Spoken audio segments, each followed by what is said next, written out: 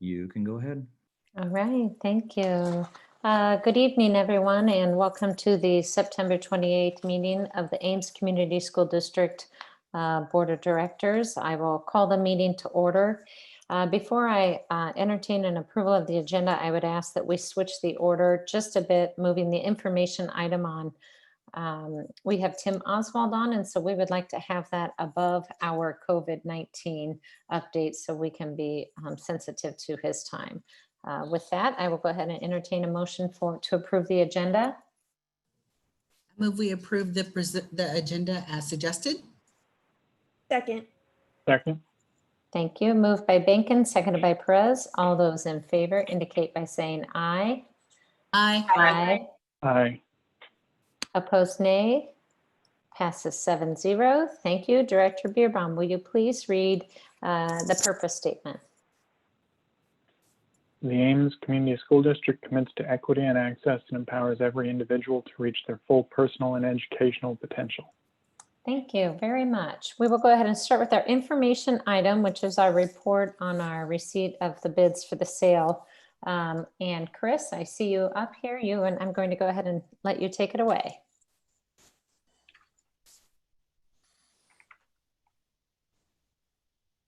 As you know, we've had a bond item on every meeting for what seems like months.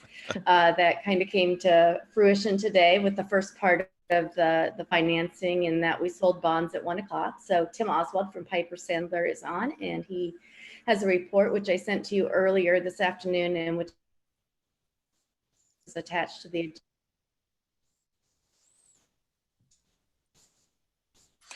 So can you hear me? Yes, we can hear you, Tim. Great, thank you. So the report that I sent includes 3 pages, and I'll walk through each of the pages. And I guess I would ask if I say something you want to talk about, please interrupt me. So the bids were due at 1 o'clock. We did receive 5 bids. The lowest bid came from Robert Baird at an interest rate of 1.57%. The other bids ranged in the interest rates from 169 out to 187. As part of the issue, we reserve the right to change the payment schedule after we get the bids and we know exactly how the bidder submitted their bid. And I'll explain why in a second. However, we did change the amount downward from 10 million down to 9,755,000. Gets you the same amount of proceeds that you were originally planning. And again, I'll highlight that. And with your approval this evening, Baird is on the hook at these interest rates. So the interest rates range from 1% in 2021 and through 29, and then step up to 115 and ultimately out to 2% on the last 3 maturities. If you go to the second page of what Chris sent to you, I just want to highlight the interest rates at which the investors are receiving. So the payment schedule, $140,000 in the first year and works its way out to $1,550,000 in the last year of principal. The interest rates in 2021 are 1%. They were sold to investors to yield 0.3%. And the way that math works out, it comes out to a price of about 100.473. So you're getting $140,662 for a bond that is sold in face amount $140,000. Second year, the interest rate 1% again. It was sold at 0.31. Third year, it was 1%, sold at 0.33, and you can kind of work your way out and see the rates. And in the very last year, a 2% interest rate was sold to investors to yield 1.5%. So we add up all of those prices and the par amount of the bond, and we come up with gross proceeds of $9,998,000. So if you'll recall, we started at a par amount of 10 million. With the premium, we're going to end up within a stone's throw of 10 million, as we had originally planned So we just adjusted the amounts based on the way the bidders submitted their bid. Does that make sense so far to everybody? Thank you. The last page then is the what we call sources and uses of funds. I just want to highlight that the uses of funds, so you understand the costs and the reserves and things. So 10 million, well, 9,998,000 of proceeds. Out of that, 8.815 million is going towards the project. 975,000 will go into the bond reserve fund. 76,000 is used to pay the issuance costs that are things like the rating agency, Allers costs, my firm's costs, your paying agent, etc. And then the underwriter charged a fee of 131,000. And you add those up and they total the 9,998,000 number. So the resolution is to award the sale to Robert Baird in the revised par amount of $9,755,000 at an revised average interest rate, including fees, of 1.568%. And I'll remind you, these are proceeds that you're using, I think, primarily at the with respect to the pool project at the high school. Can I answer any questions anybody has?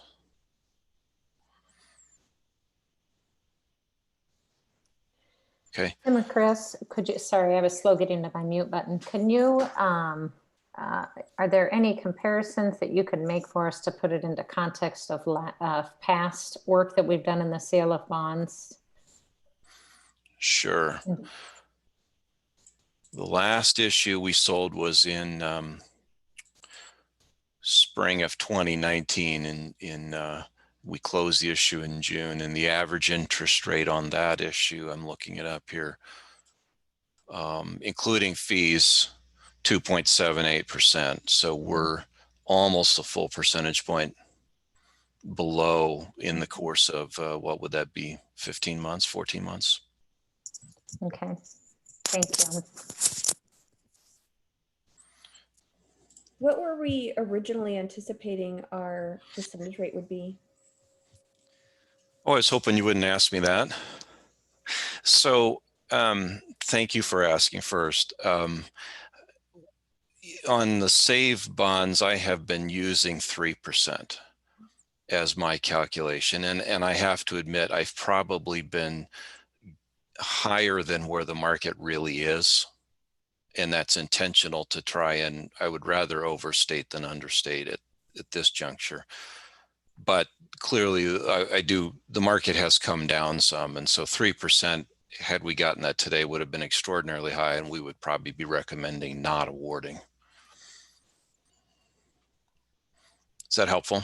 We might expand on that, Tim. The reason that we do that is that as we're calculating to make sure that we have enough coverage ratio on the ongoing revenues, because the theory is that you need to have $1.20 to $1.30 of revenue coming in for every dollar that you borrow.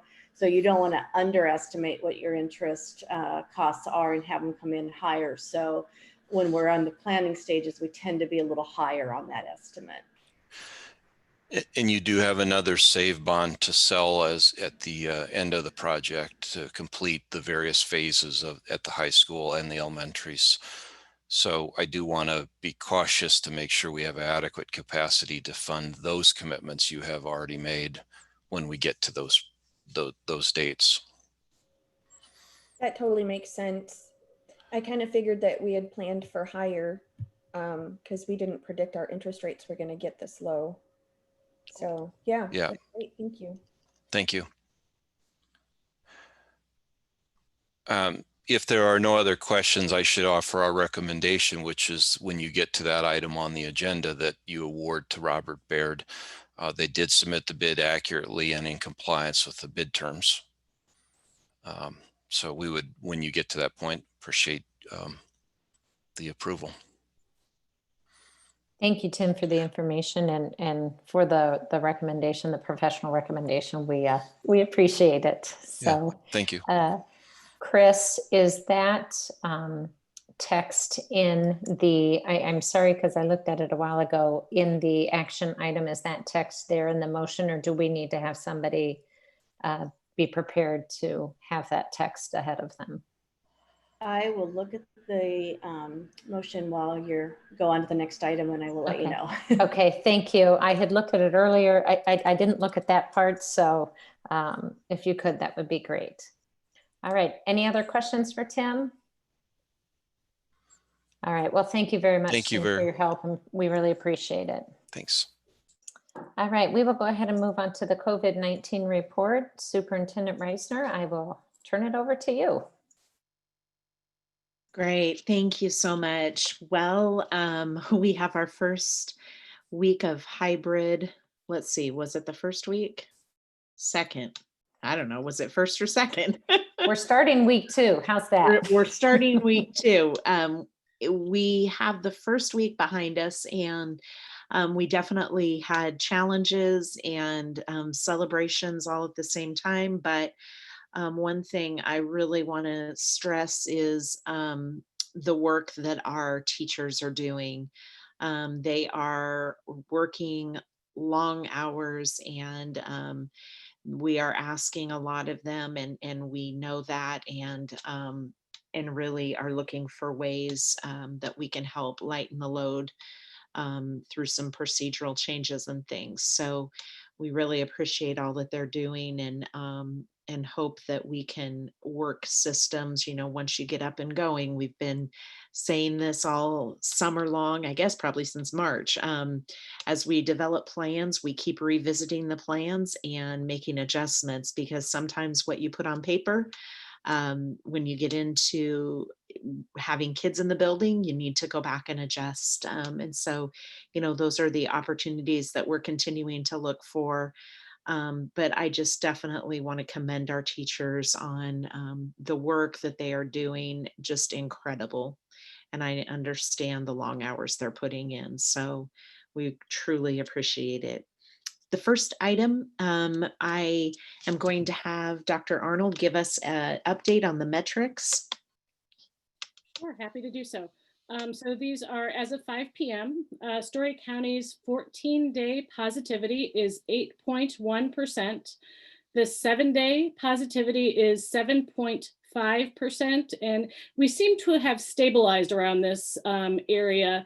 And looking forward into the future for the next week or so, definitely predict numbers between probably 6 and 9% for the foreseeable future. Nothing, and it could even be between 6 and 8%, depending on how the data comes in over the next day or so.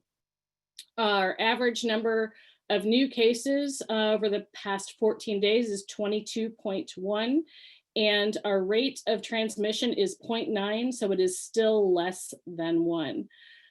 As far as student and staff numbers, the first thing I'm very happy to report at this time, none of our student or staff positives or close contact self-quarantining cases have any relation to the school setting. So they were not, these were people that were exposed to COVID-19 or possibly contracted COVID-19 outside of the school setting.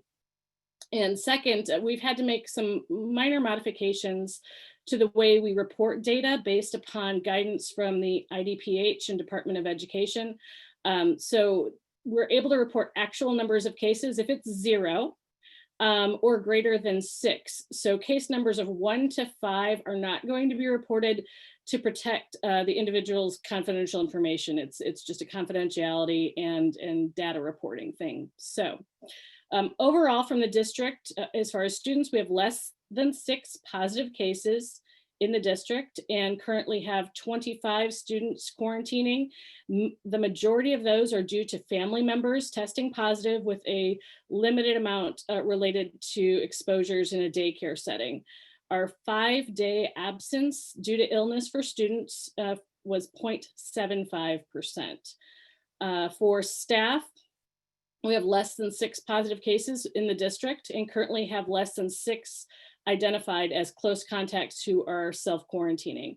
Our overall staff absence rate was 7.5% over the past week, which is inclusive of illness, vacations, leave time, and PTO.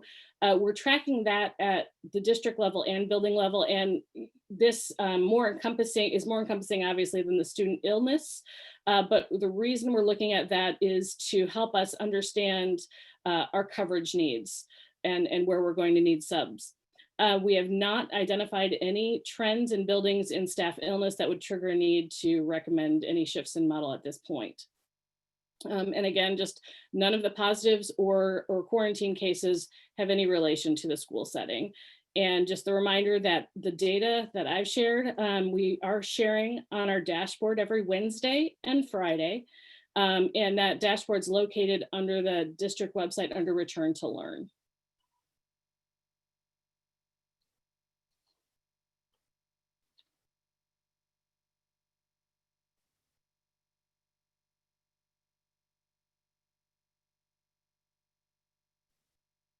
Any questions on the metrics? I was giving a pause there. Did I hear that the governor has changed the recommendations for quarantining based on whether or not there's face coverings in place? There's a rumor regarding that change that has not been officially made. I do understand there's a press conference tomorrow at 11 and possibly an IDPH conference call following it that I'll be on at 12. So I can't confirm that, but I have heard a rumor that there will be changes to the quarantine, to how we're supposed to encourage quarantine based upon face coverings, but I cannot confirm what that specific recommendation is.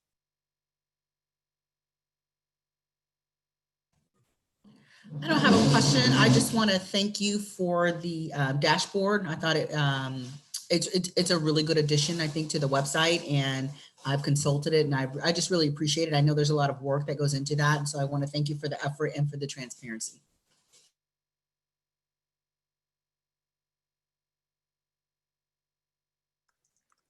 All right, any other comments? Great, thank you. So just a quick update on, well, yes, we're not sure on this.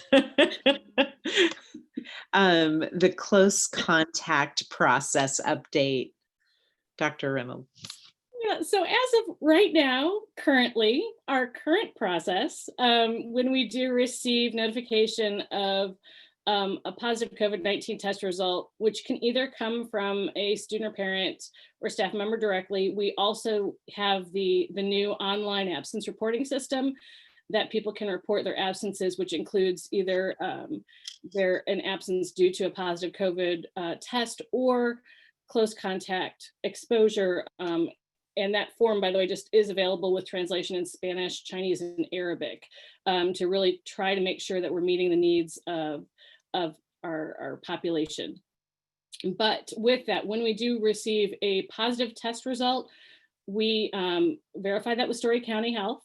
If it is a quarantining case, so someone has identified they've been a close contact, maybe their parent tested positive, at that point we consult with them on what the duration of the time that person will be out. If it is an actual positive case, then currently we are looking at who their close contacts have been within 6 feet for greater than 15 minutes with or without a mask. Again, at this time, that's how we're doing it.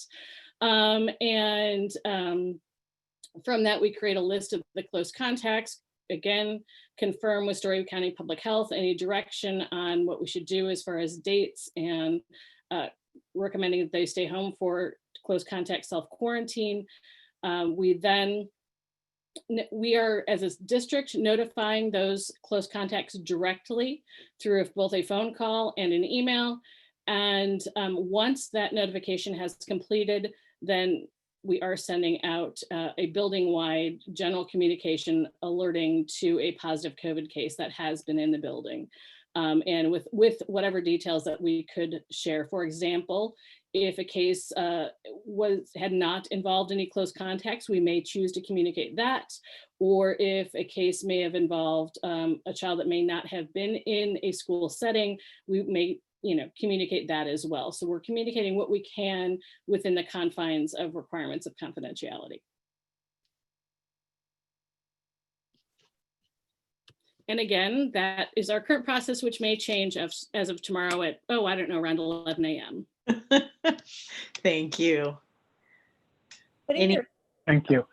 what are your And that thoughts? current process is based on CDC guidance and best practice nationwide and worldwide, right?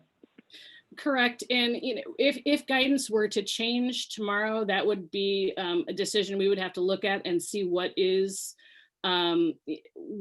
current scientifically based guidance and how we would want to move forward with that. Again, since I haven't seen any of that, it's hard for me to speak to where we would go on that direction, but that's as things unfold and science changes, we continue to look and try to look at what the best and most safety and scientifically based choices we can make.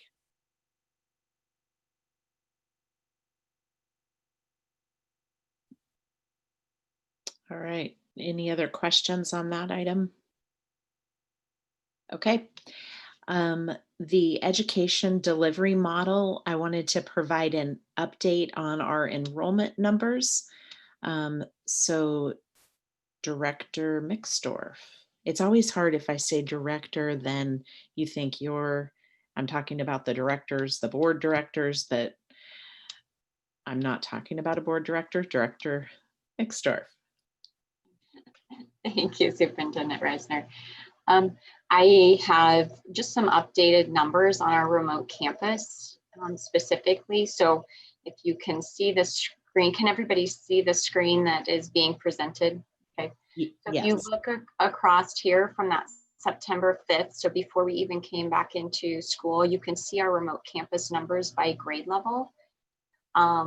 As of the 23rd, so as of Friday, you can see that, for example, in our kindergarten, we grew by 12 students. Our seniors grew by 30, just with our requests from community members. So we have been moving students, a total of 222 students have moved from a hybrid request into our remote campus request.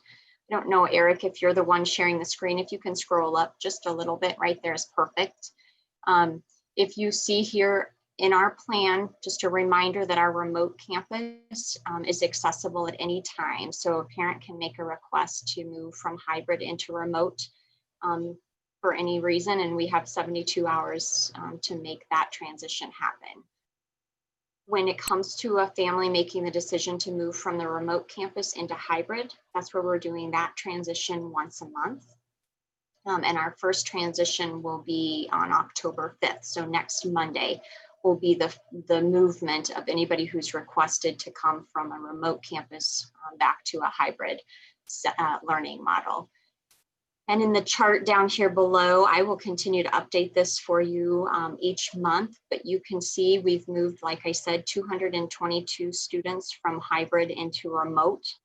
That number was a number as of last night. Today, that number is 230. So we've added 8 more students today to that request. And we have 143 families right now, or students that are requesting to shift from that remote campus back to our hybrid learning model. So on Monday, 143 students will shift back into a different model. I know that our staff is feeling that pressure in the remote campus as our rosters continue to climb there as we've moved the 222 students in. And we'll see a little bit of a decrease in that as we move our students into the hybrid here on Monday.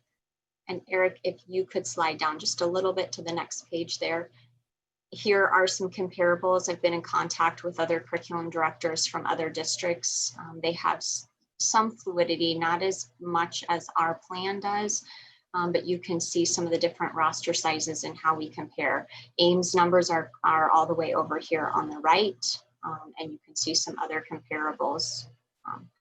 Not all plans look exactly like ours, but I tried to capture numbers from, especially in that K-5 setting, where teachers in those districts are doing the teaching, where they're not using a program. Most secondary systems have a program that they're pulling from, and so they see those roster numbers much higher. Are there any questions?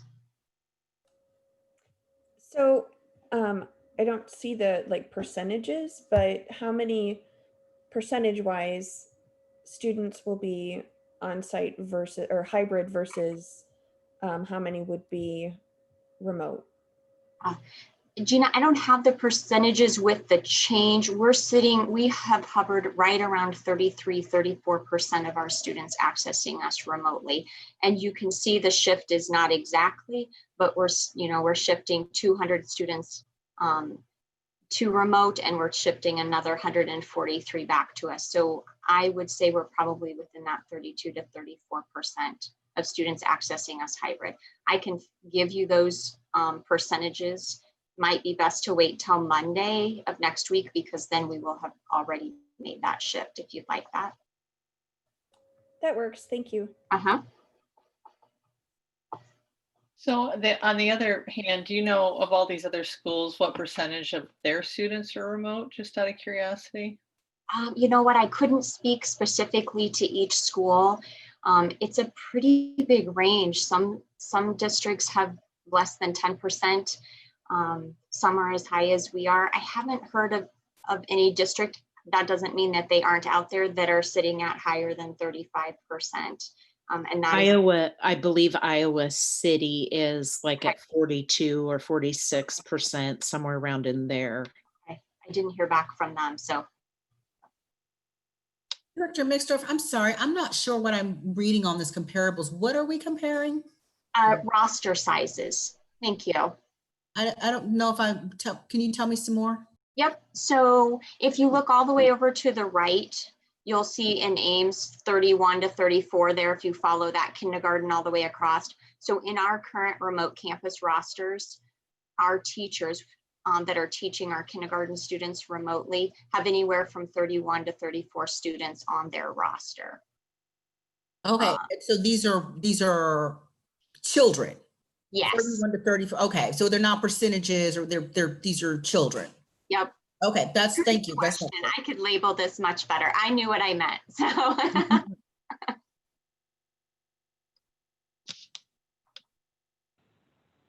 One question I had on the previous page, I don't know if you have an answer to this really, but were you seeing any patterns at all in what was leading to families maybe moving to remote or to hybrid? Like anything that might give us guidance as far as things to be looking at as a district over the next month or so? I think when I think through the comments, and this is not a statistical comment, this is more just as I peruse through feedback that families have given us as they've requested a model change. Some of it has been that their children are finding a lot of success and they're wanting to, when we were in 100% virtual, and they're wanting to come back into that setting. Others were feeling like their students weren't able to access the learning that they wanted to at the level that they wanted to from a virtual setting, and they felt like they wanted to switch into that hybrid model and have some interaction, and were feeling like it was a safer opportunity to do that with our current numbers, our current positivity rates. Those were probably the most common feedback. It was pretty individual based on the student, a family situation for the requests.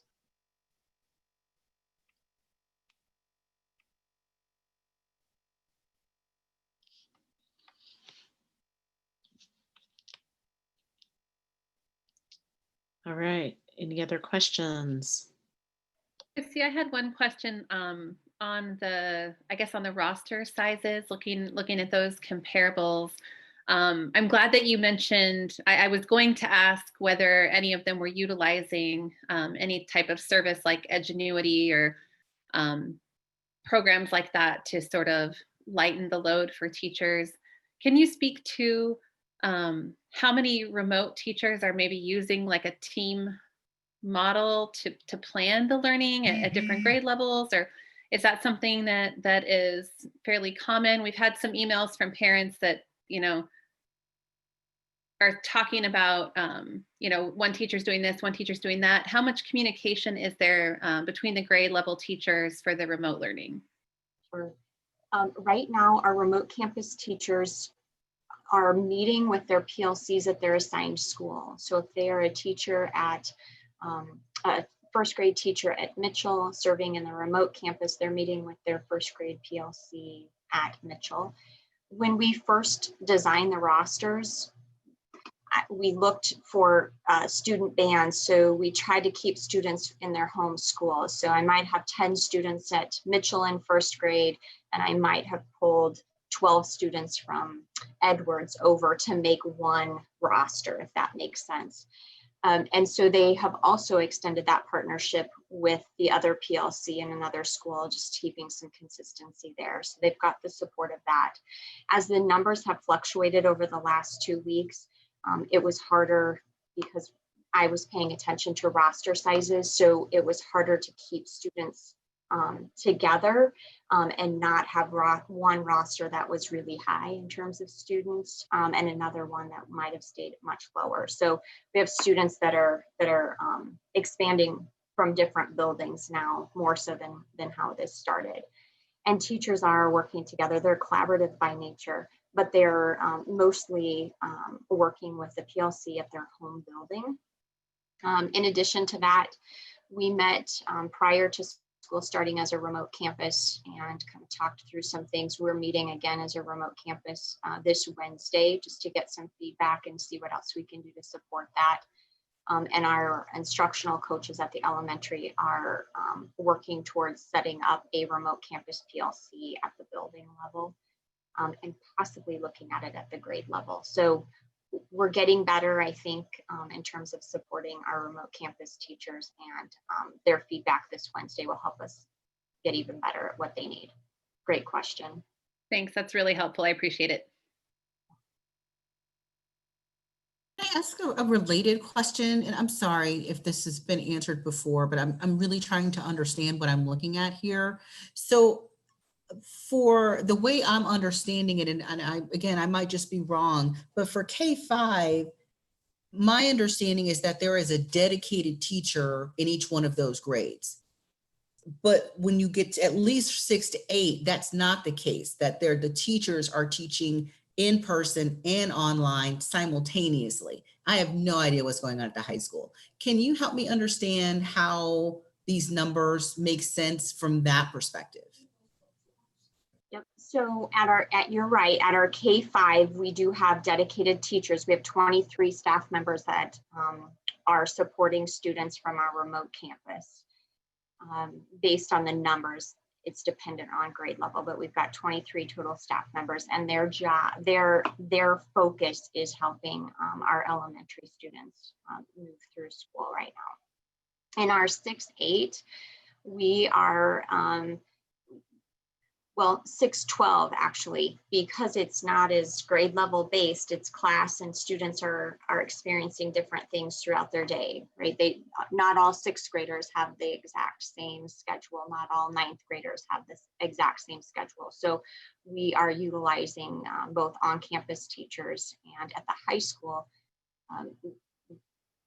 we have Edgenuity as a program that also assists us, and we have 2 teachers that are solely remote campus that work with students through Edgenuity. Our freshmen and our sophomores mostly, because that's where our bulk was. And we also have teachers at the middle school and the high school that are supporting students through Google Classroom that have designed remote access to their classes. So we gave options on whether they wanted to utilize that program to pull it in, or whether they were designing their own Google Classroom to pull students in. The difference between a K-5 remote campus teacher and our 9-12 remote campus teachers, our K-5 are rostered, and they're doing pretty much the entire, or they're doing all of the students' educational diet. At the high school, our remote campus facilitators are overseeing they're the point person for students that are accessing us remotely. So if a student is struggling in chemistry or English 9 or biology, the facilitators are the one that connects them with some support. They're either providing that support or they're connecting them with support from a teacher that is on campus and setting that up for our students. So they're their point person to make sure that students are participating, that they know how to get into their classes, and if they are having any struggles or any questions, they're the first person they go to. But they are also able to connect them to the on-campus teacher if they need specific in a curricular area. So I'm still trying to understand how to read this chart. So I get K through 5. So if I come down 6 through 12 and it says 80-125. So let's just pick 6th grade. So in 6th grade, there could be 80 students who are in the remote campus. And then how many in-class students would that teacher have then? It's hard to depict that because it depends on the class. So we might, if you look, we've got 132 freshmen right now that are remote campus students. We might have all 132 in English 9 that are accessing through Edgenuity because English 9 is provided through Edgenuity. The remote campus facilitator would have all 132 of those students helping them through English 9. But their math class, their algebra class is done through Google Classroom. And so their on-campus teachers will be helping them through their algebra. So the rosters are not as cut and dry as they are K-5 is probably where the confusion is. But maybe just a better way to look at, I'm just trying to understand how I'm supposed to consume this information. Maybe just a better way to say it is that I can assume if we're just talking about one teacher, at least 6 through 12, I can assume that the numbers of students they're actually serving is larger than 80. Yes, well, it would depend on the class, but yes, you could assume that. Okay, thank you. Yep.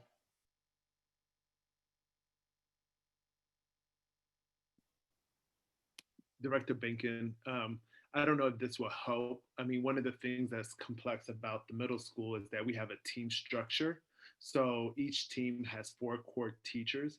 And so we can't just look at it from the grade level. We have to look at it at how many how many students are learning remotely at each team. So we approximately have about 30 to 40 students on each team at each grade level that are learning remotely. I don't know if that brings a little bit more clarity to you, to the question that you had. So for K-5, it's classes, but then 6-12, it's teams? 6-8. 6-8 is teams. Yep, so we have team structures. So we have team A, M, and S at each grade level. So then our remotes at each team, there's a variance between anywhere between 35, 40 to maybe 50 kids that are learning completely from the remote campus. That actually does help, thank you. I think by the time this is all done, we're gonna have the most sophisticated charts out there, and then we won't need them anymore because it'll be done. But that does help, actually, thank you. Thank you, Jonas. Does it help for me to explain kind of how it works at the high school level? I think that'd be helpful, Dr. Nyberg. Okay, so at the high school level, like Director Mixdorf said, we have 2 dedicated teachers who are all remote. That's where that 125 number comes from. So those 2 teachers have about 120-ish kids. So the other teachers there are other teachers who have a group of kids who are in remote, but they're also teaching classes in the building because they have specialties that we could not replace or we could not shift to other staff members. So they have lower numbers of online kids that they're supervising in the time that they're not teaching those classes in person. So they have about somewhere between 60 to 80, depending on the person. And then we have one teacher who has about 20 to 30 because that teaching load has continued.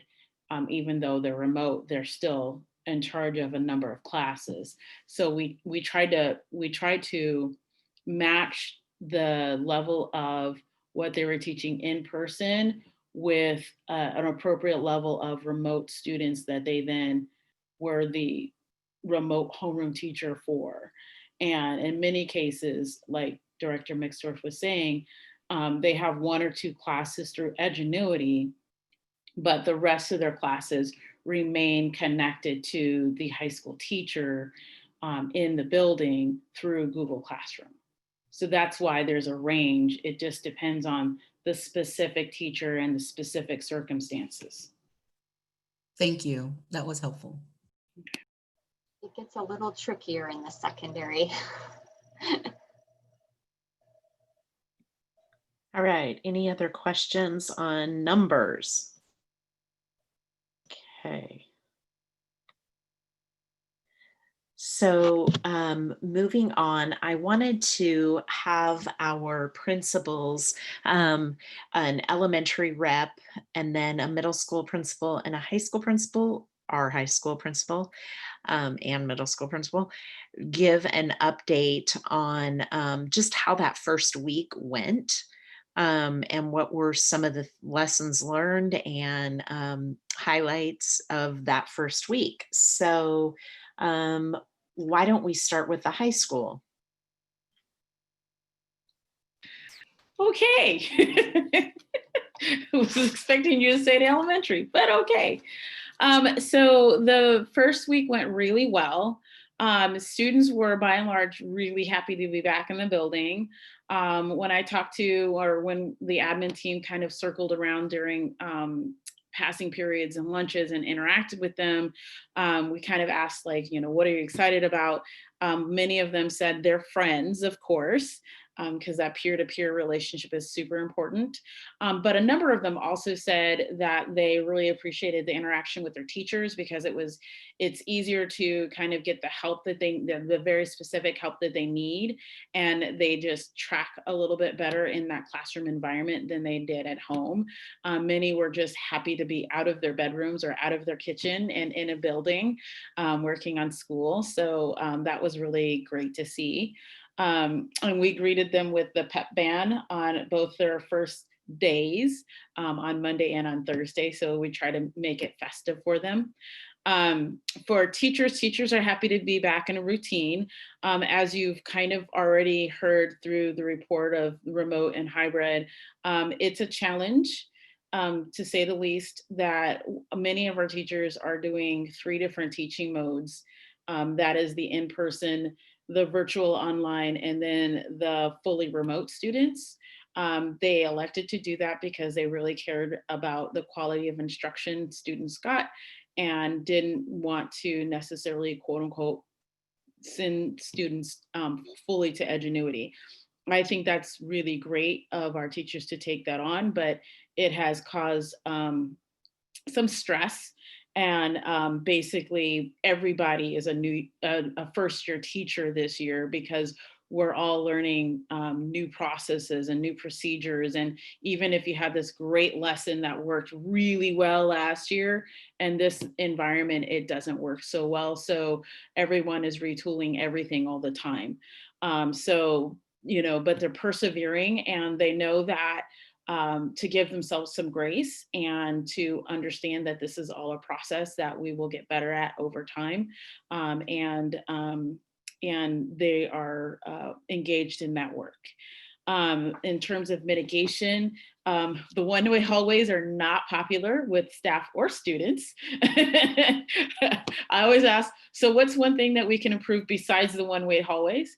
They're not a fan, but they understand kind of the reason why we're doing it to help with that mitigation process. And they are by and large following those one-way hallways and keeping their masks on and those kinds of things. And the joke of the year is, well, I'm getting many more steps than I ever did before. So, and some folks are finding new places of the building that they weren't quite sure were there before because of the routing that we've gotten. So, like I said, it's been really good overall. And lunch is very interesting. It's very, very different to have everyone kind of seated to a table. I like watching the kids when they get into their pods, their friend pods, because they figured out if we just do these, sit at these tables, we can talk across and more easily than we can talk to each other at tables. So watching them figure that out and position themselves so when we create their seating charts, they're set to go is really interesting. But yeah, it's been going well.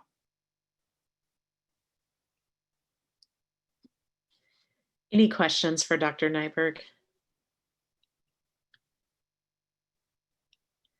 I just want to commend you. You've done a great job stepping in and leading that staff already, and they're all doing a great job. So thank you. Thank you. All right, middle school. All right, can you hear me? I had to switch to headphones. Okay, I'm seeing head nods. All right, so first off, good evening. Thank you for allowing me the opportunity to visit with all of you tonight and provide for you an update on how our return to learn plan is actually being implemented. We've done a lot of work over the summer to, put together plans and theories and make assumptions about, what's going to work and what's not going to work. And now that the rubber's kind of hit the road, we're definitely learning a lot of things about our implementation plan, what's going well, what's not going well, and some adjustments that we need to make. I do want to thank our teachers and educators in our entire system. Superintendent Reisner talked about this earlier today. They are putting in a significant amount of time to support our students and just making sure that they get the best education that they can. But I also want to thank our community, our families, for showing us a lot of support and grace and flexibility as we are trying to build something that wasn't there before. So we do appreciate that patience. Today I had an opportunity to meet with about 22 teachers on an individual basis and some in groups of 2s to 3s on their PLCs. So I'll do my best to synthesize the feedback that I gained from them today, as well as some of the feedback that I received from teachers over the last couple of weeks. I really want to make sure that their voice was heard in this process, but I also will give you an update based from the family's perspective. So let's start off with what's going well. What's clear to me is that students are really happy to be back in school, whether it's in our remote campus or students learning in our hybrid model. It's just really been good to see them and have teachers engage with students once again. Last spring was extremely difficult, not just for students, but for our educators, because they've gotten into this field because of the work that they do with students. So having that back is something that's really been helpful to sustain us when things get really difficult. I want to also just make mention, because I know there was a lot of fear and anxiety about whether or not students would follow the safety mitigation plans that we have put in place, and they have done a phenomenal job. We have not had a single student refuse to put on their face mask. Do we have a few that forget and might need, a couple of reminders a day? Yep, absolutely. But they've all been really responsive and have been doing their part to remain in school for those who do show up in person. Some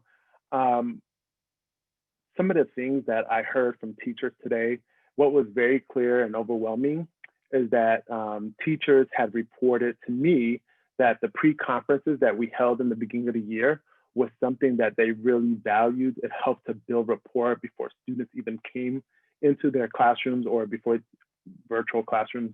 It was something that they really want us to continue conversations about moving forward and being able to implement that.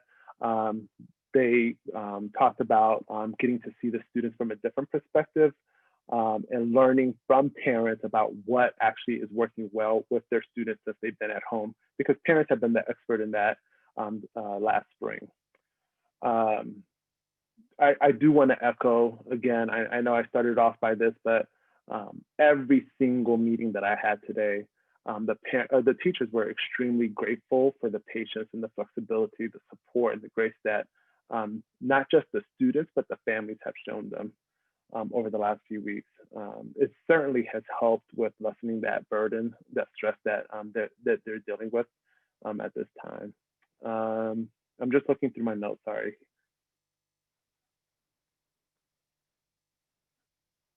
Okay, so, you know, the hybrid model also has provided us with some opportunities to engage with our students who are present in person at a higher level.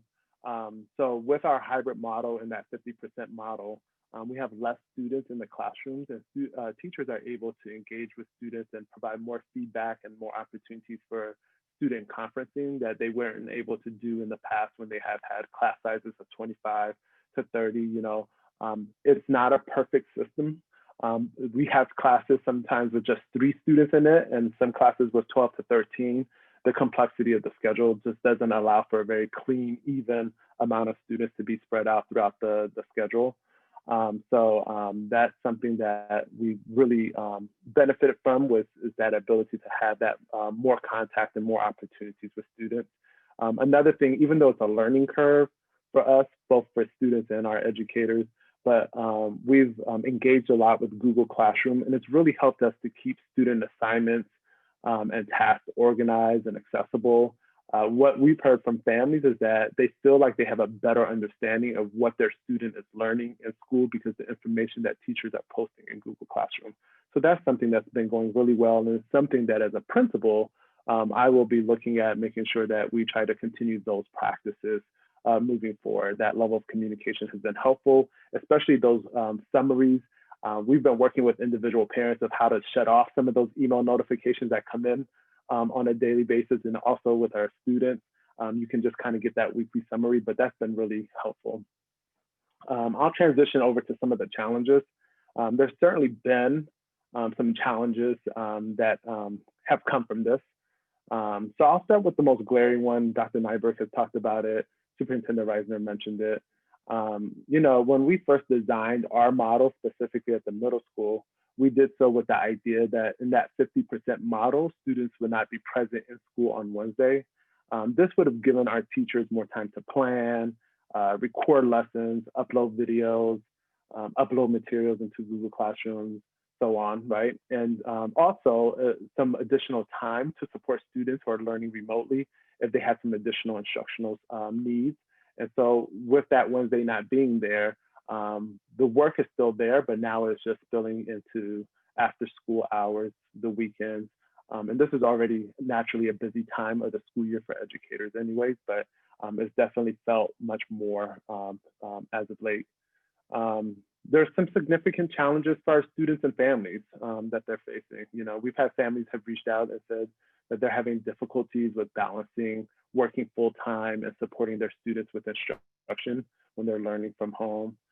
Personally, and our educators feel this way as well, I'm really worried about our students who have IEPs, our English language learners, some of our most vulnerable students.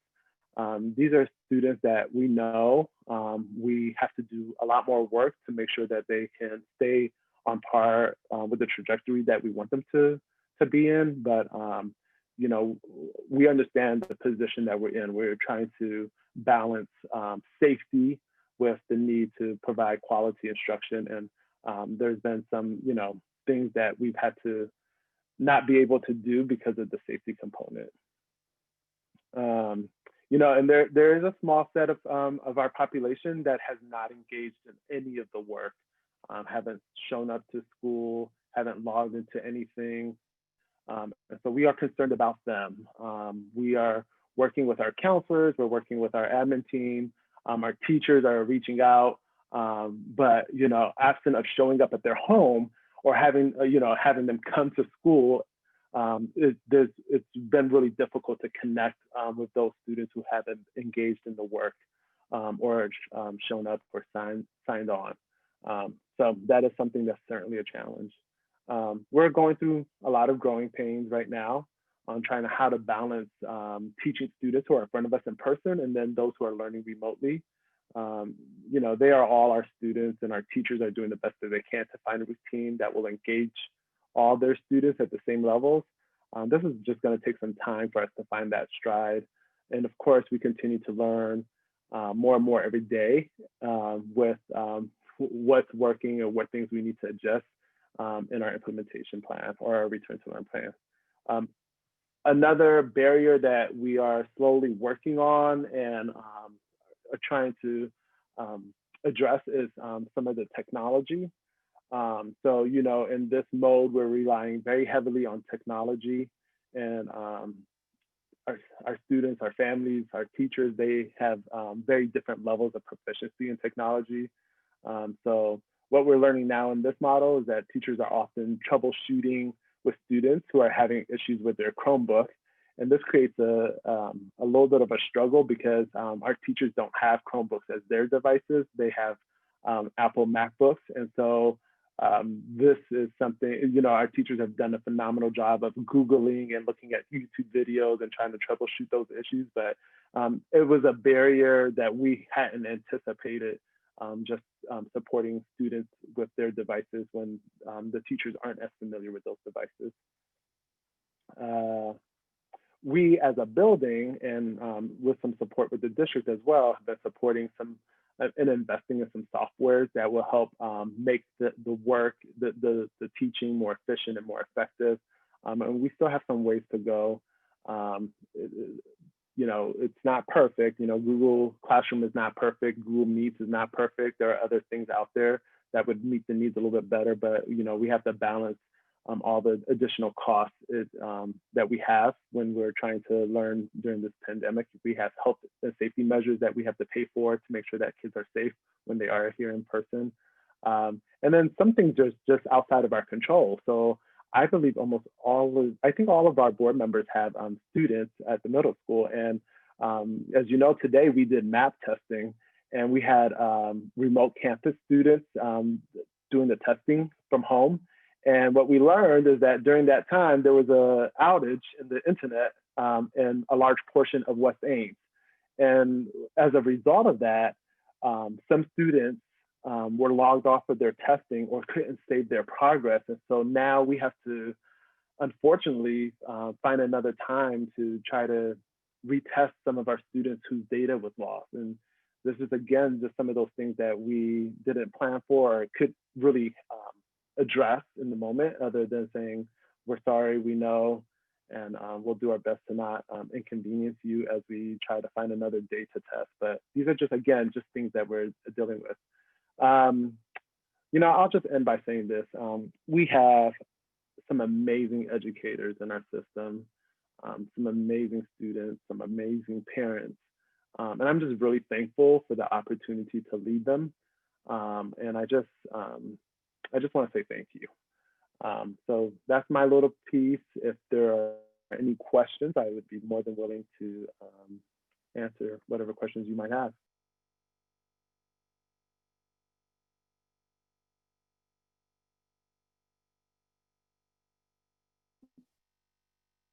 Thank you so much again to your leadership team and you as a leader of that building.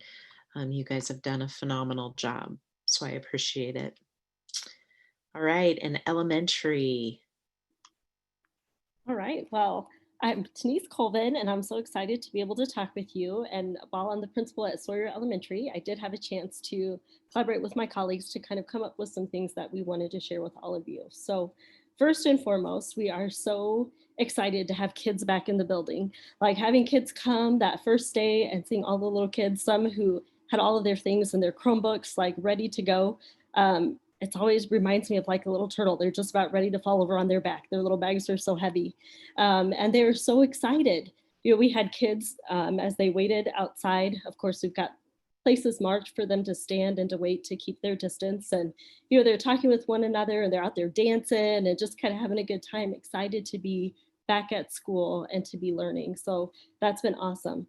And I really want to say thanks to all of the parents because with all of the work and the preparation of looking through the logistics and thinking about how are we going to help students maintain their social distance and how is this really going to work, it is apparent that parents really took to heart everything that we asked of them and have communicated with their kids about the changes that were happening, how important it is to wear a mask and to follow the guidelines. And I feel like we, because of that, have been able to just move forward. I mean, we're still teaching expectations, but it's very clear that parents have done that legwork and that groundwork. So we're very appreciative of that. Our arrival and dismissal, it is a little unbelievable.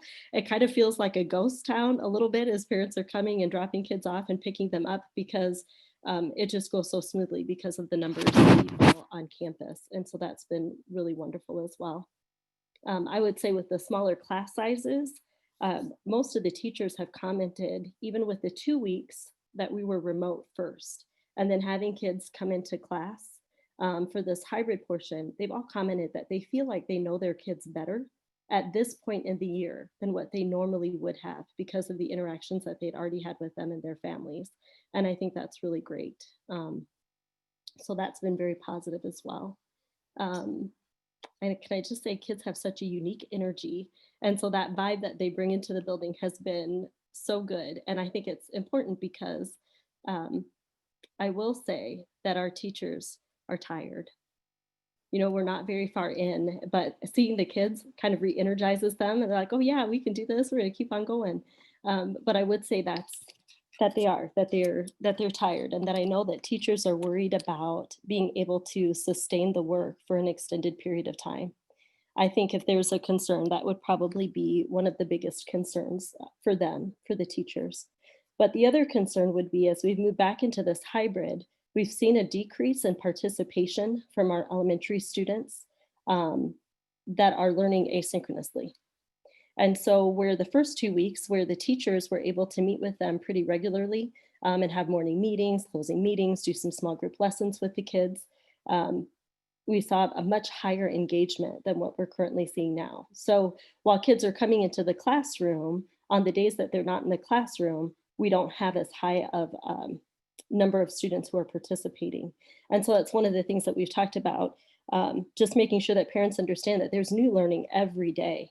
So while they're at home, the importance of being able to make sure that they're still engaging in those lessons when they can, so that when they come to school, they're not spending a lot of time trying to repeat or catch students up. But that has been a concern for our teachers.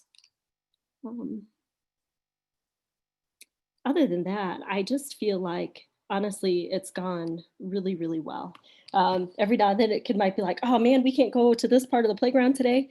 Nope, that's another day. But you know, aside from those minor things, I feel like it really has gone well, and it's been good to have kids in the building, and the support of the parents and the work that the teachers are doing. It really is incredible, coming from a different space and place to see the work that they're putting out. It's high quality work, and they want to be able to sustain that for the kids because they don't want to shortchange them. So I'm just really grateful for all of the work that everybody is doing, and there's not a person in the system that hasn't taken on more. And everybody's willingly done that and is, you know, willingly going to continue to do that. And I know they just appreciate your support as well. So thank you. Thank you. Any questions? One question I would have, I think this is probably to you, Jenny, more than principals maybe. A common theme we're hearing, you know, is the load and the stress on teachers. And I think all of us have heard that throughout the community too. What's your thought about things we can be doing at the district level to help teachers, you know, manage this and prevent teachers from burning out? Because, you know, they're our first line here, and we've got to make sure that we don't lead them to a path where we're overworking them or ending up in a bad spot there. Yeah, absolutely. And before we move on to that, I want to just thank the elementary principals and their teams for all of the work and the leadership that you're doing. I appreciate that. And I think to that point, one of the things that we're doing today, we sent out a survey that went from the building principal, but we helped develop it in Thought Exchange to see what those items are from our teachers that are the most impactful right now, adding to their stress. We've heard of a few of them, but we want to make sure that we're hearing from everyone and not just, a select few. And so we're going to use that data then to go back and do some of that refining and rethinking. One of the things I think that we worked through with the union was this new way of doing conferences, not the beginning of the year conferences, but in the event that we weren't going to be able to count those first few weeks of school, the first 4 weeks that we had planned that wouldn't possibly count, we had kind of changed the way we would do conferences and tack on some conference time at the end of the day. That's one thing that we've heard about that's been really unanticipated. We worked through it with the union and we all thought at the table that it sounded really great until it got into practice. And then especially for, some of our secondary teachers that are bell to bell, it's created, and I'm certain elementary teachers, I just haven't heard from them yet, but it has created challenges. And so we want to go back and address that, knowing that we can make some changes to that, I think would be great. Another area that we've heard from was around having multiple days of lessons ahead of time, videos posted. So that's something that we can definitely go back and provide some relief in that area as well. So both maybe in having 1 days posted ahead, and also what is out there that we can already be utilizing that's already recorded, and then even putting some groups of teachers together, even though I know many are already doing this, to share the load. So one person might teach the social studies, one person might teach a different area. And so we're looking at all of those things with the principals. We meet with the principals once a week, and so we're going to meet again to review the data from this survey to see what those items are that fall into the top categories, and then how can we relieve those burdens and stresses that are on them.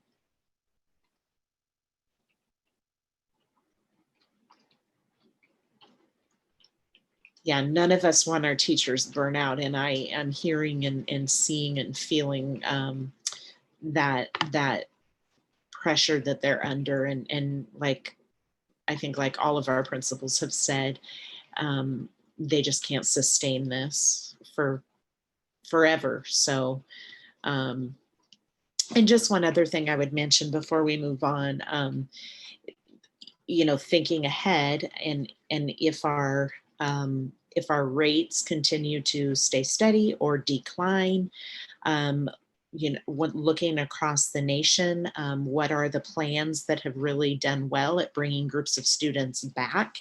And those seem to be the ones where you bring elementary students back to full-time first. And so looking for that opportunity down the road that we might be able to get our elementary students back in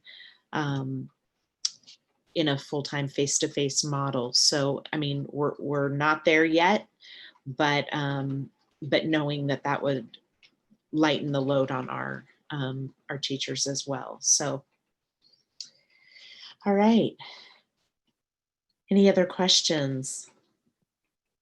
I just wanted to ask a quick question. Principal Colvin, you mentioned student engagement, especially in the remote, or not the remote, but when the days that they're home has gone down from the first 2 weeks. And I was just curious if that's particularly at the elementary school, or if the other principals have kind of seen is it the same thing sort of at the high school? Has that been true with the remote students as well? Is it a trend overall in student engagement? Or is it just particularly with the elementary students on the days that they're home? That comment just struck me, so I was curious. Well, I'll speak just for the elementary really quickly. The only place that we've noticed a drop really is with those students that are in the hybrid. Those students that have selected the remote campus, I feel like are still engaging at really high levels and are continuing to do so. But for whatever reason, and this is something that we want to problem solve a little bit more, we have seen that dip in participation for those in the hybrid setting. And I don't know if that's because they don't have the opportunity to provide synchronous sessions to get on with their teachers as frequently. I think that's probably part of it. And knowing they're going to see their teacher, and that's probably a little more fun and engaging, right, on those days. But I can't speak to the others, but that's the area that we're struggling with. Thank you.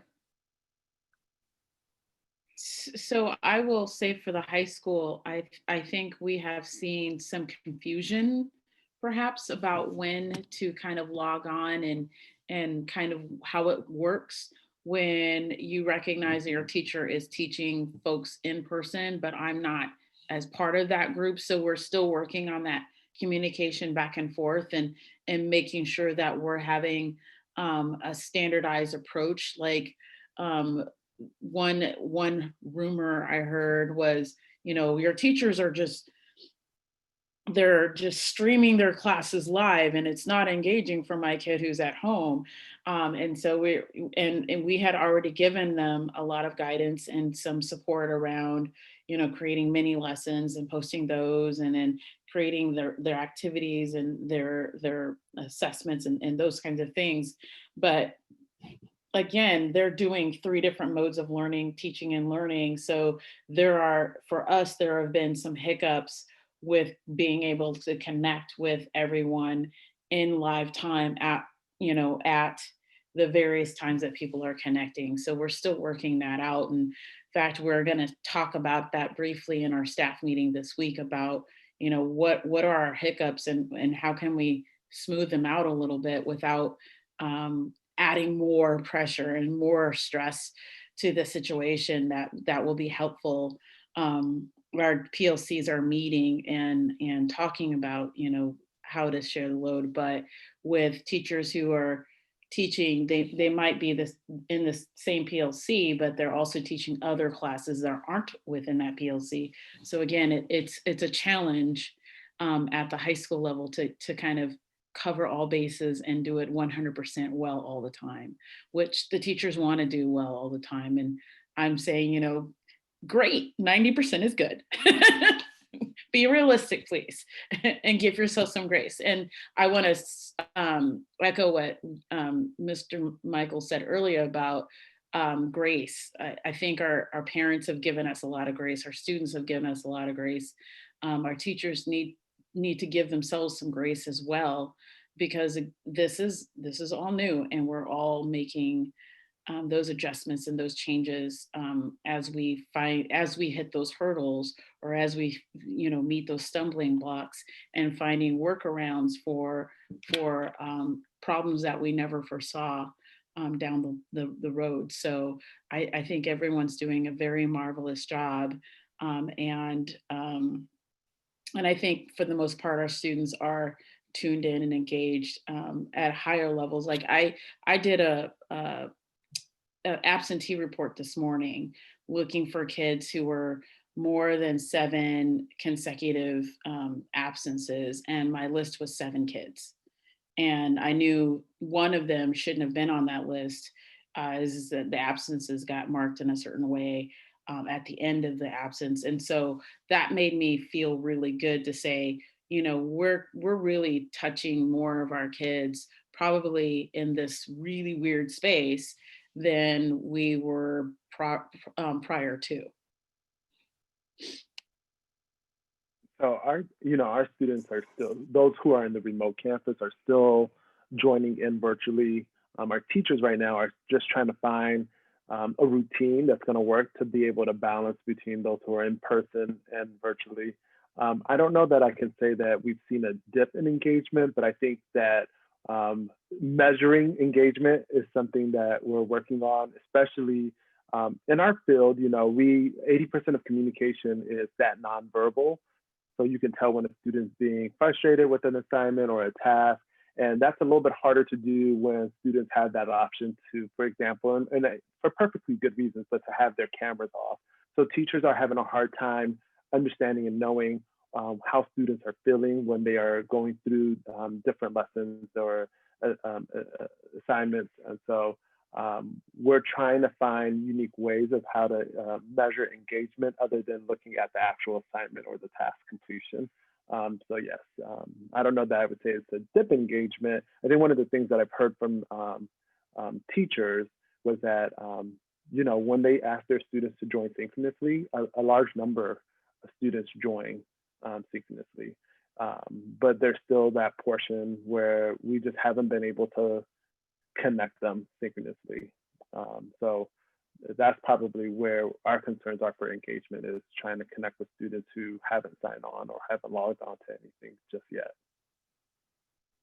I appreciate that, and I appreciate all of your comments. I think that it's really valuable for students and families to hear the comments and the struggles too, and also to see the teachers problem solve some of these issues that, for the students, this is a brand new way of learning, and they recognize that for the teachers, it's a brand new way of learning or of teaching, and watching them problem solve gives the students great skills to be able to problem solve and build resilience and kind of figure out how to get over those hurdles too. So thank you for sharing those comments.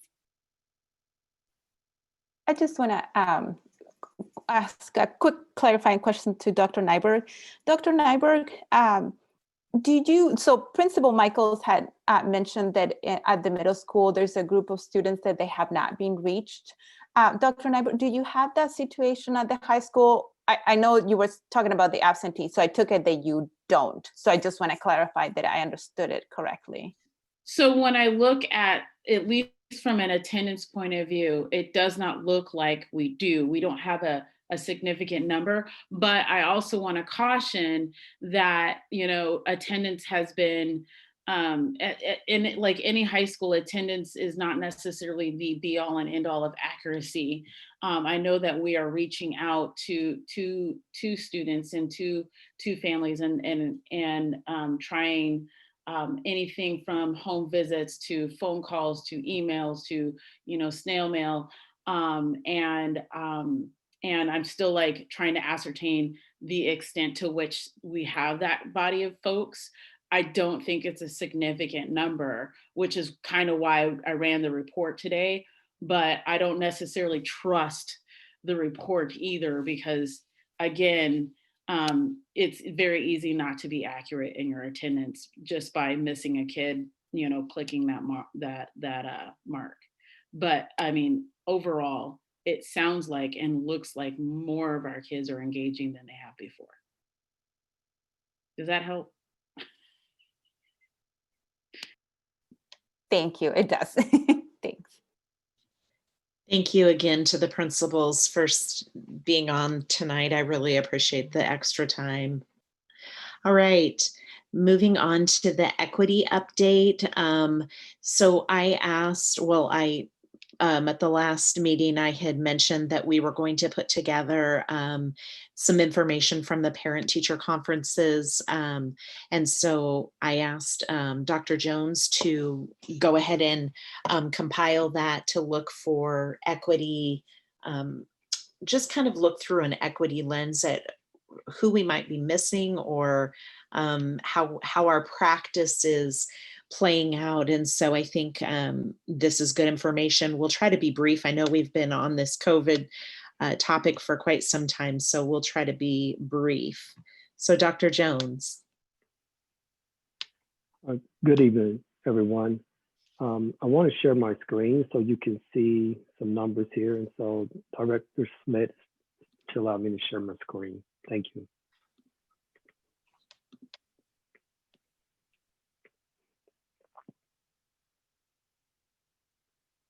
So as a reminder, this will be data shared from our pre-conferences that we had before students returned we were fully remote. And so teachers interacted or called or contacted our families before school started. So this is information from our pre-conferences interaction.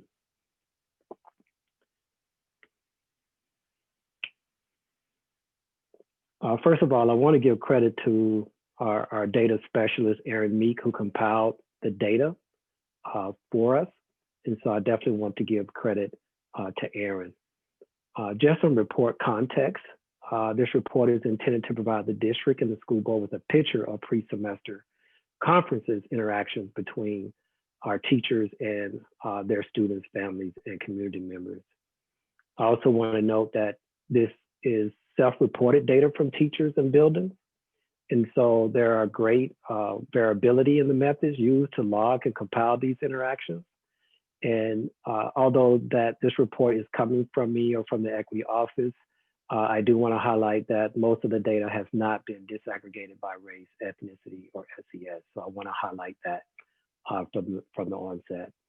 And also the interaction rates in this report also pertain only to students registered in the district and the teachers they were rostered to by the end of conference week. And that was in September the 14th. Our response, according to the data that was shared, two of the responses that we will have is that data specialists will attend directors and principals meetings to share a more uniform and efficient data gathering tool for conferences / contacts across buildings, and not only just for conferences, but also in other ways that we collect data. And then second, we will review with principals our process to request interpreter, translator, and communicate that to staff.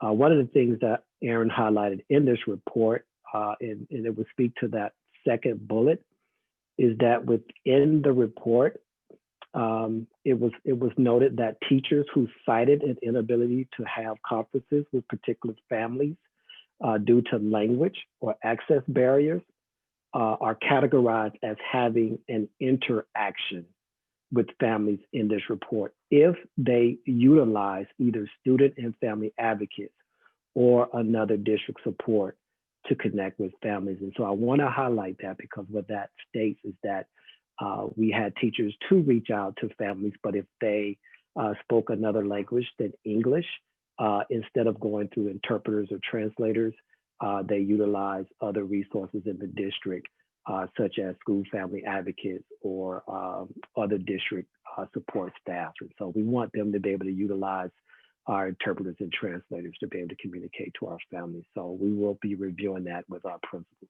to communicate that back to staff. All right, so the numbers. So here's the overall total conferences by buildings. And so as you can see, the numbers have been categorized based upon homeroom classes, number of students, the number of conferences, and then the school interaction rate. So I'll give you a little time to take a look at that. As you can see at the bottom right, that's highlighted in that orange color, is the overall rate is 91.79%. So approximately a little bit 92% overall interactions by our staff. As you look at the numbers for our elementary buildings, our school interaction rate, our overall rate percentages was 96.74%.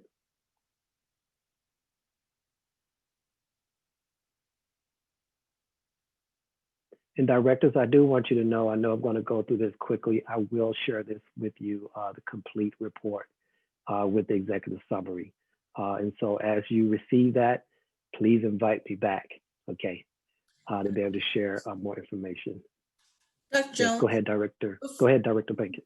Too far ahead. Let me try to understand what I'm looking at here. Yes. So these are pre-conference reports So that in and of itself is not the interaction. Is that correct? Yes, it's the pre-conference interaction. So what we mean by interactions, whether they, during the pre-conference, teachers called parents and met with them to explain to them or answer any questions they may have about the return to learn plan and different resources or support they may need going forward. Okay. So, yeah. I'm sorry, go ahead. Okay. So each building reported back or kept data on the number of families they interacted with. So quote unquote interactions are phone calls where they actually spoke with families. So part of what you're telling us is, you know, we were going to do these conferences. This is how many families we reached. But I thought you said also there was something else that counted as an interaction. Was that, Yeah. that was reaching for additional services in addition to the conference, or could it be something instead of the conference? No, it was to highlight the fact that it was documented as an interaction and counted. But I kind of want to put an asterisk on it because I wanted to bring attention to that interaction for our EL families where they were not with interpreters. The interaction happened through student family advocates or another district support. And so I wanted to highlight that because I want to make sure that our teachers are able to contact and know how to contact interpreters to be able to speak with families.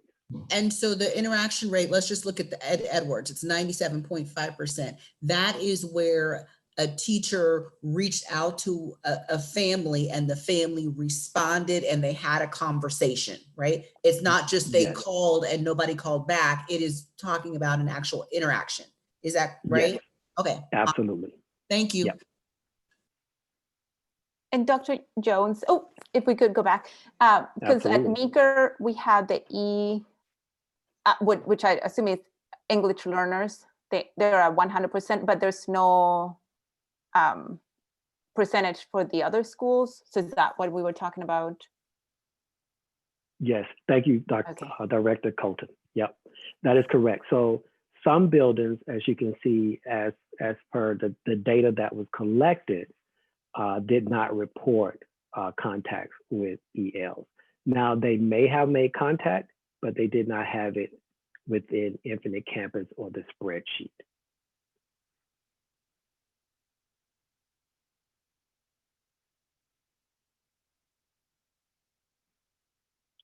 With our middle school, as you can see, for each grade level, the percentages in green represent the conferences that they actually had with families.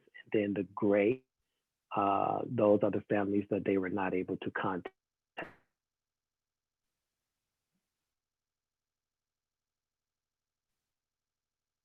Middle school, their interaction rate is 85.6%.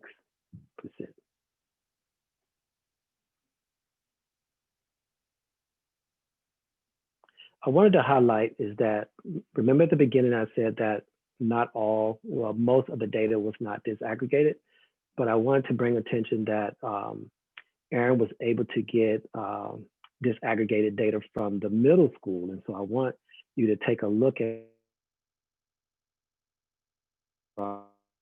this because it gives us an opportunity to know where we need to respond so there are no assumptions. So once we begin to get alignment across buildings of how we want to make sure that we're getting disaggregated data, this is how it should look. And so I want you to get your put your eyes on the percentages.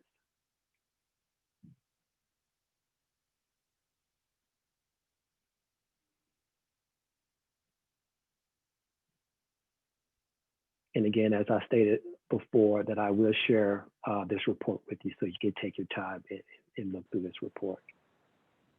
Dr. Jones, can you explain this meaning of the second column there on this disaggregated version? Yes, so if we look at Hispanic Latinx, looking at the first column for race, our percentage or demographics for our Hispanic students in the district is 9.23%. But according to the percentage of Hispanic Latinx students who were not contacted in the middle school was at 15.43%. And so it is a underrepresented, I'll make sure I say this right. We had a high percentage of families from our Hispanic Latinx population who were not they did not have a conversation or interaction with. Dr. Jones, am I reading that right? 50% of white students did not have a family member return the phone calls? Help me understand what that number means. Yep, so according to the data that was reported, 50% of middle school students who are identified as white did not have conference with teachers. So whether they called, no one picked up, or sent an email, no one replied. Approximately 50% of families identified as white from the middle school did not have conferences or interaction. So you're okay. Now that changed because that's not, sorry, Dr. Jones, this is Elisa. So what how I was reading that is the percentage of students at the middle school that did not have a conference, 50% of them were white students. Or is it 50% of the white student population? Yeah, so what it should have looked like, it should have been 76%. So that's the percentage of the white students at the middle school. Yeah. That number without, or the number of families who were contacted, it should have been at 100%.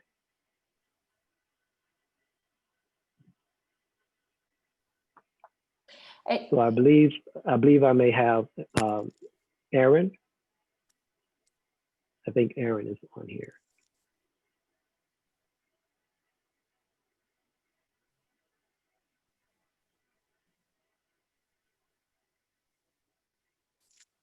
I think Aaron, Eric, could you let Aaron in to be able to explain this particular chart? Yep, just did. Okay. Oh. Hello, everyone. Sorry, I didn't realize I was going to be on camera this evening. So hi, I'm the new data and research person for the district. I just wanted to clarify that particular point I was trying to text Dr. Jones. So the percentage in the far right column, let me make sure I pull it up on my computer here, are the percentages of the middle school students who didn't receive a conference. And then, so if we're looking at that, so of the students who did not receive a conference, a call, or a Google Meet, or whatever type of interaction teachers had, there were approximately 162 of those at the middle school. Of those 162 students, right, 15.43% of those students were Hispanic or Latinx. 0% of them were American Indian or Alaskan Native. 5.55% of them were Asian, and so on down the list. So when we get to white students, 50% of those 162 students were white. The reason why I wrote it in this way and compared it to the overall district total is to show that this is disproportionate to the population of the school and of the district. So does that make sense? Yeah, and Aaron, thank you so much for jumping on. And it's nice Sure to meet thing. you. So if we were looking at this through our equity lens, you essentially would want your percentages to be as close to matching up as possible in each column. Absolutely. Okay. Thank you. That's what I would look for as someone who's done this type of equity work before. Yes. Okay. Thank you. Can I answer any other questions? No.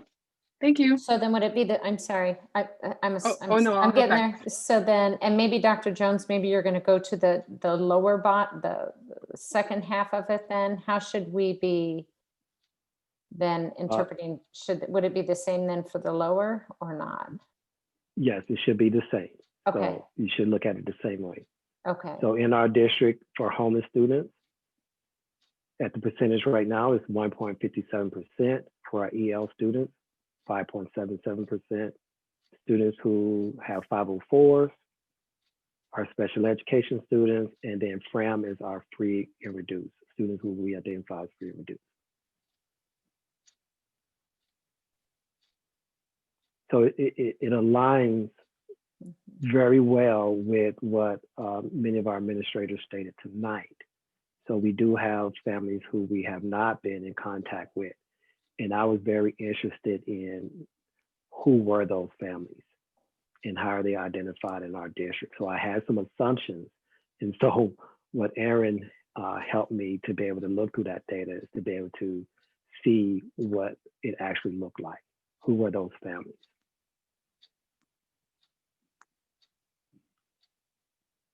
I appreciate you laying it out this way because it does allow you, like you said, Dr. Jones, to understand who we are reaching, who we are not, but then to give more information to it. So I really appreciate you providing this for us from the middle school.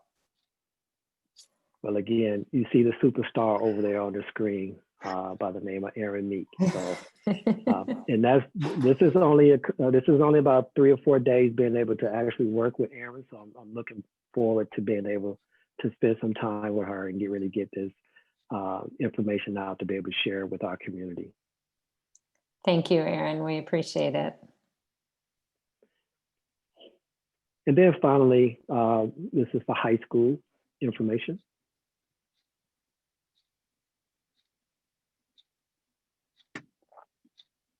So their overall high school percentage for their interactions with their families was at 91.53%. And then you can see it categorized by grades.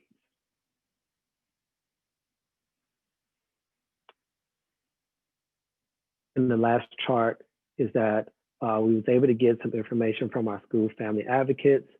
You may hear us say SFAs, but this is the response to their surveys that they sent out to families. They were able to get 2,787 responses back. And we just shared a quick pie chart as far as the responses as far as needs. So there were some calls and some interactions with our families, but it was to get information as far as needs within the district.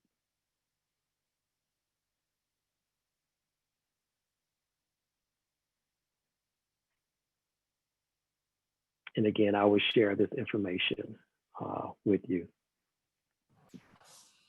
Dr. Jones, could you help me understand, going back to those charts, you don't have to go back, but I'm curious about why we have disaggregated data for the middle school, but not the high school or elementary. Is that just a time issue or is it a data issue? In my opinion, I believe it's a data issue. Certain buildings had their own unique way of collecting and gathering information. So for example, in the elementary, one teacher may have reported back to the principal or on the spreadsheet that I have 20 students on my roster. I contacted 19 out of 20 students. Where for us on the district level who may want to collect or gather data to disaggregate it, for us, it doesn't give us names. And so if we don't have names, we can't identify who those students are. So how Aaron explained it to me is that it would take a little more time the phrase that she used was reverse engineer. And what that basically means is that we'll have to go into Infinite Campus, go to, let's say, if this is Binkin's class, find out who those 20 students are, and then pull their information from that class. And we will have to do that for each class if one building did it for all of how they collected data.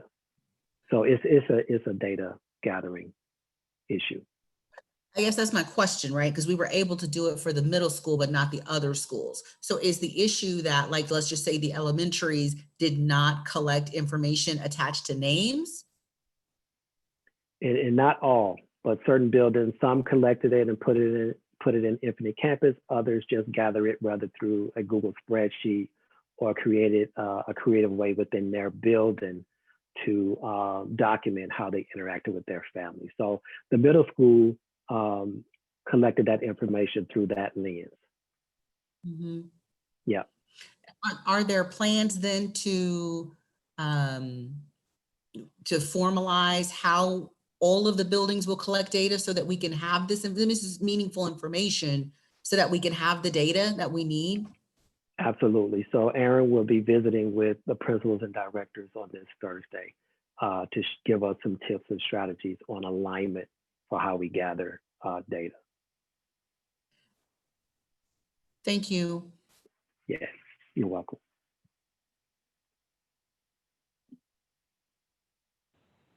Any more questions? Dr. Jones, one kind of a follow-up from the earlier, that we had heard earlier from Mr. Michael at the middle school that the teachers found these meetings ahead of time, these conferences, very valuable. Did you have anything in the data or any feedback about, did the families find them valuable? Nothing in the data that was collected for this report as far as the information that was gathered. For instance, we don't have that information as far as what conversations were had with the families. I can share with you my experience from my high school sitting with my daughter, but as far as collecting a theme or a pattern from the district-wide as far as parents' experience with those conversations, I do not have it at this moment. Okay. I would be interested in that in the future as we collect some of this data, and especially with the equity lens, because yes, I could tell you what my feelings are on it as a parent, but I'm overrepresented, right? I'm interested in knowing for the kids it might be tougher to reach, and we want to make sure to connect with what that experience was like. Absolutely.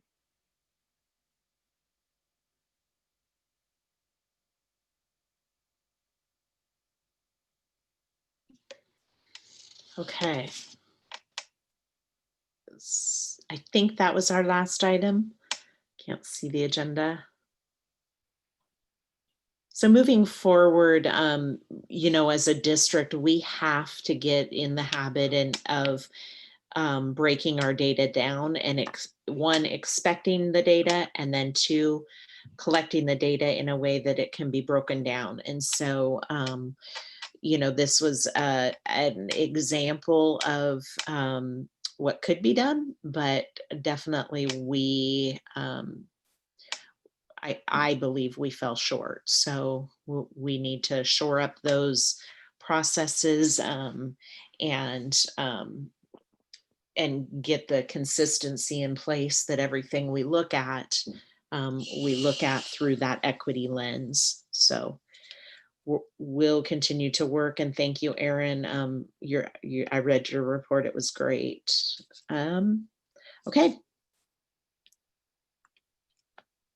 All right, that's all you've got on COVID-19, Superintendent Reisner?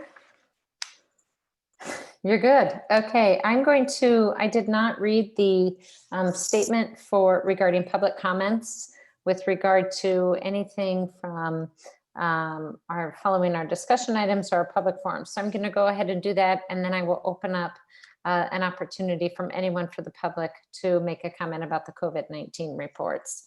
Residents of the district, students attending the district, parents or guardians of students attending the district, and district staff members may address the board about any topic relevant to the district, whether on the current agenda or not. Those who wish to speak must sign up at the beginning of the meeting. Speaker participation is limited to 3 minutes once per item.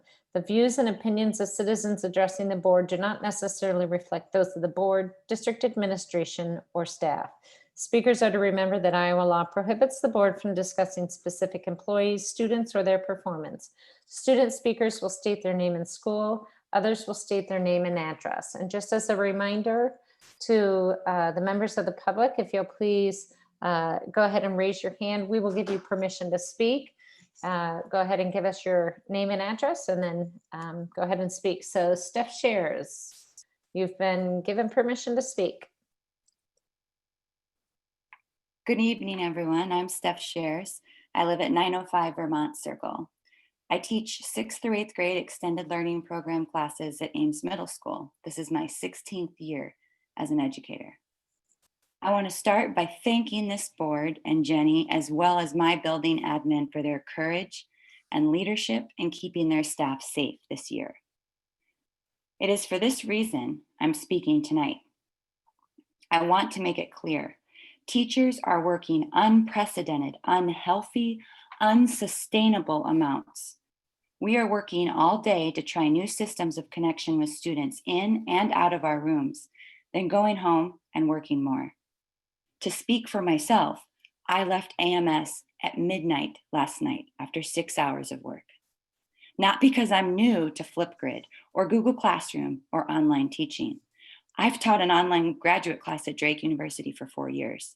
No, it's not because of a learning curve. It's because teaching simultaneously to students sitting in your space and sitting at home simply takes time. Most of the teachers I know spend 8 to 10 hours every weekend just to prepare the skeleton of the week's lessons. This does not even touch grading or feedback or communication with staff and parents. This pace is breaking me. This board has been so cognizant of our physical safety needs. I thank you for that. Now, I'm asking you to act to protect our mental health needs. In July, you prepared a hybrid plan that allowed for a remote-only day every Wednesday. You heard Jonas speak to this earlier in his presentation. This plan was adjusted due to the governor's proclamation.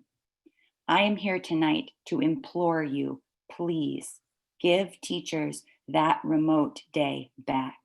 Yes, I realize this means we may not hit the 50% mark quoted to us by the governor, or at least we'll get creative in working around it. Yes, I realize that giving back that Wednesday will not be easy, but neither will it be easy to repair the fallout from losing teachers to burnout and exhaustion. I come before this board, before this administration, incredibly appreciative of the foresight and the planning you've shown thus far in mitigating the spread of COVID and prioritizing the physical health of our staff. I come before this board knowing the brilliance and the problem-solving energy that exists on this team. I come before this board to ask that you use that same foresight and initiative to protect the mental health of your staff. Please give us the time we need to do justice to this profession and to your children. We love our jobs and we love your students. Please support us by advocating for time to do right by them. Thank you for listening. Thank you, Steph. Jessica Sidler.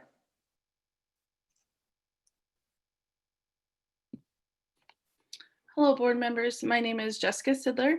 I live at 303 South Main Street in Boone.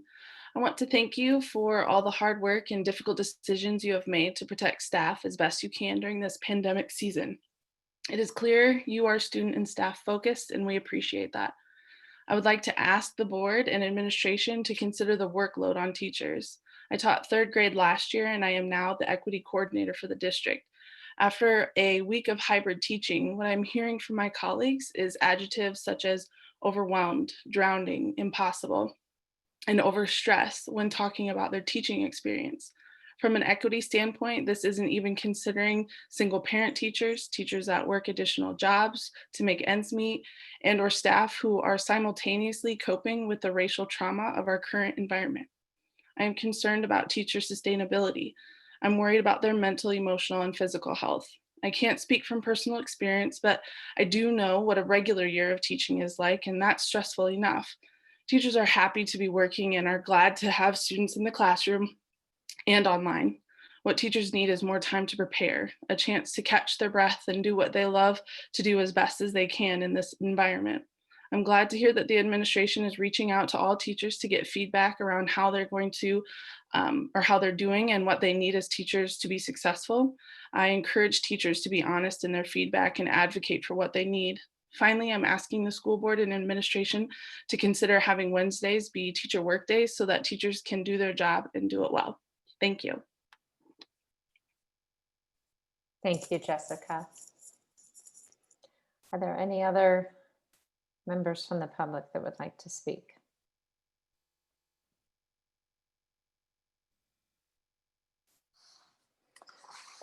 All right, seeing none, we will go ahead and move on to our discussion items. The first item on the agenda is our policies for discussion.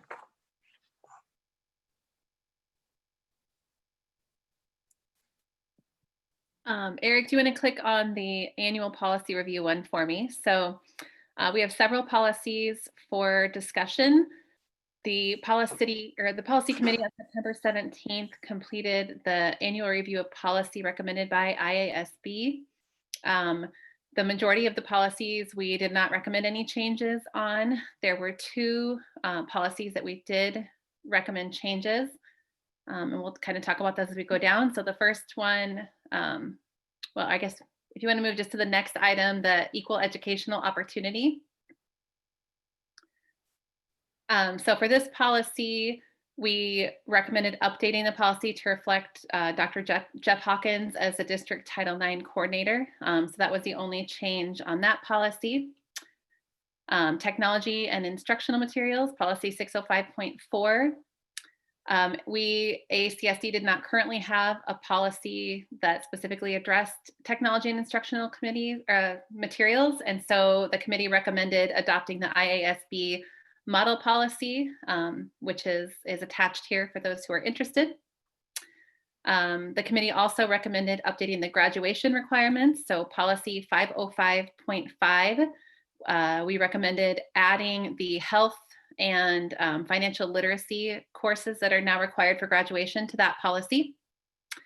And for the audit committee policy 707.6, we recommended updating this one to match the policy 208.2 board committees, which was revised in 2019. So that one is attached here as well.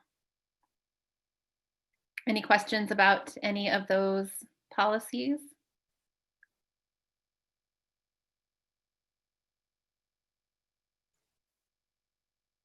No questions?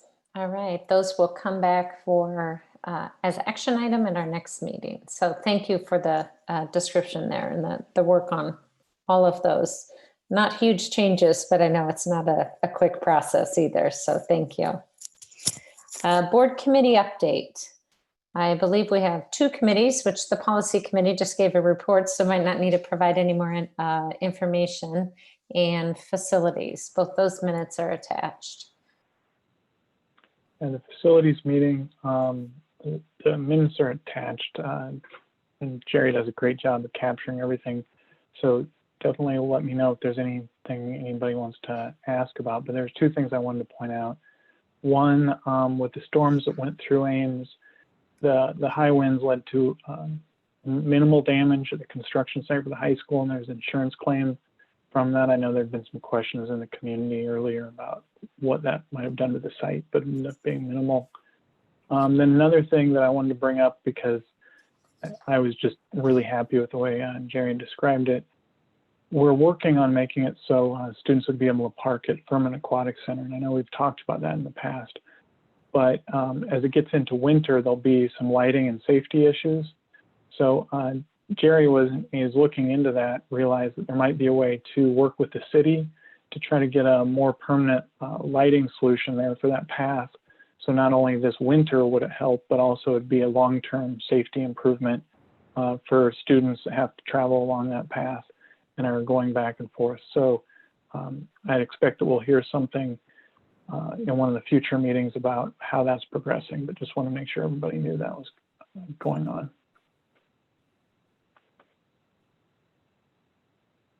Any questions from any of the board members for any of our committees?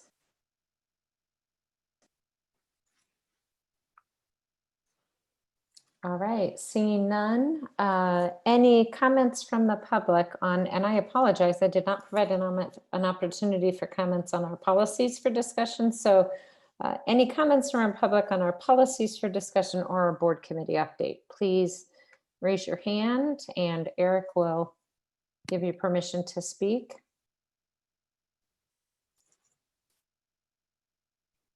All right, seeing none, I will go ahead and open the public forum.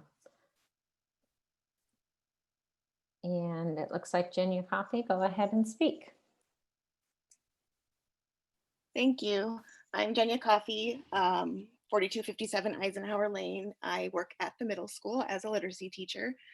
I wasn't going to talk tonight, but I heard Steph and Jess talk, and I've heard so many of my teacher friends talking about how much we love what we do, but how really, really hard it is right now. And there was enough questions from the board around what does this really look like in these different models at the different places. So I just wanted to provide just a little information from my only window to it, which is the middle school level. We have the core teachers have about 130 students in total.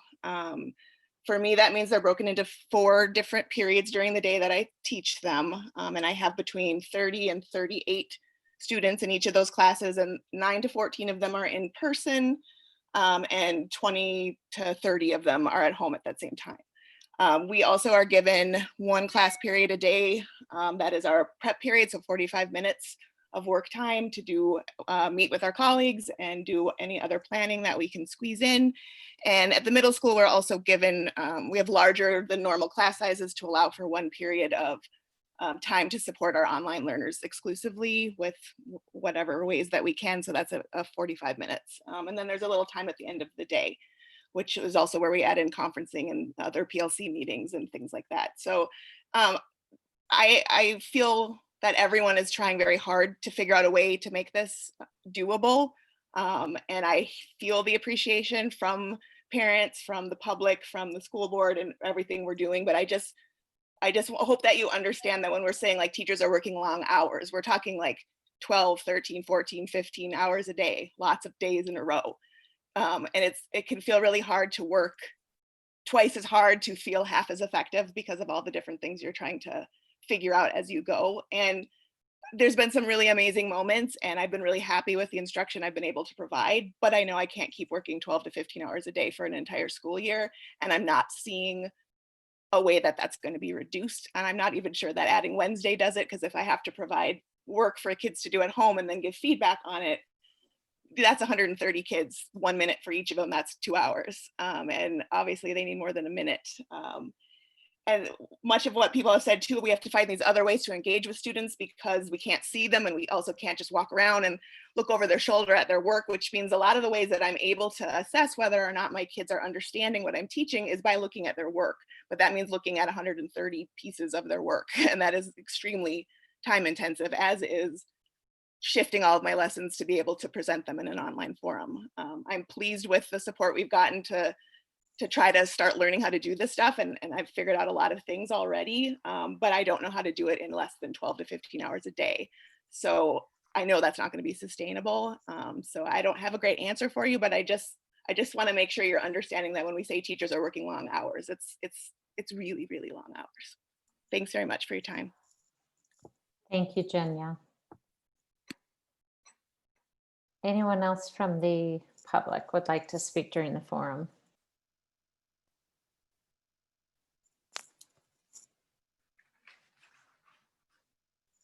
All right, seeing no other hands being raised, I will go ahead and move to the consent items and entertain a motion.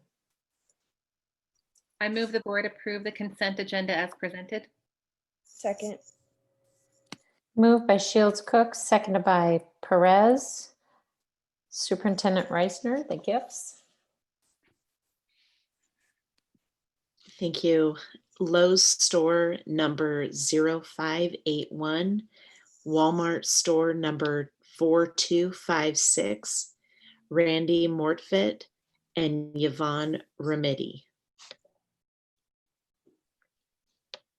Looks like we had some donations of school supplies and things to help us this year, so we appreciate that.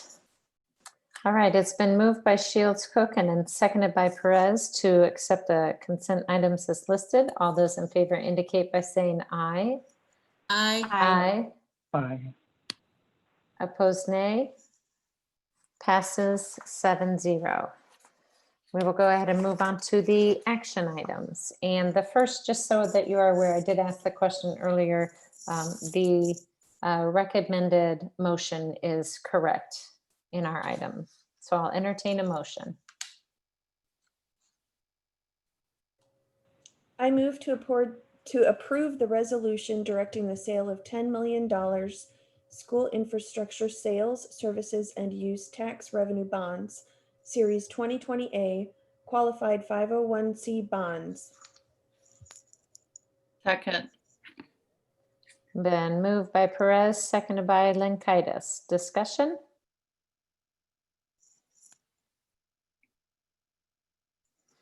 Seeing none, this is a roll call vote, so I will say your names, directors, as you appear on my screen. Lenkaitis, Aye.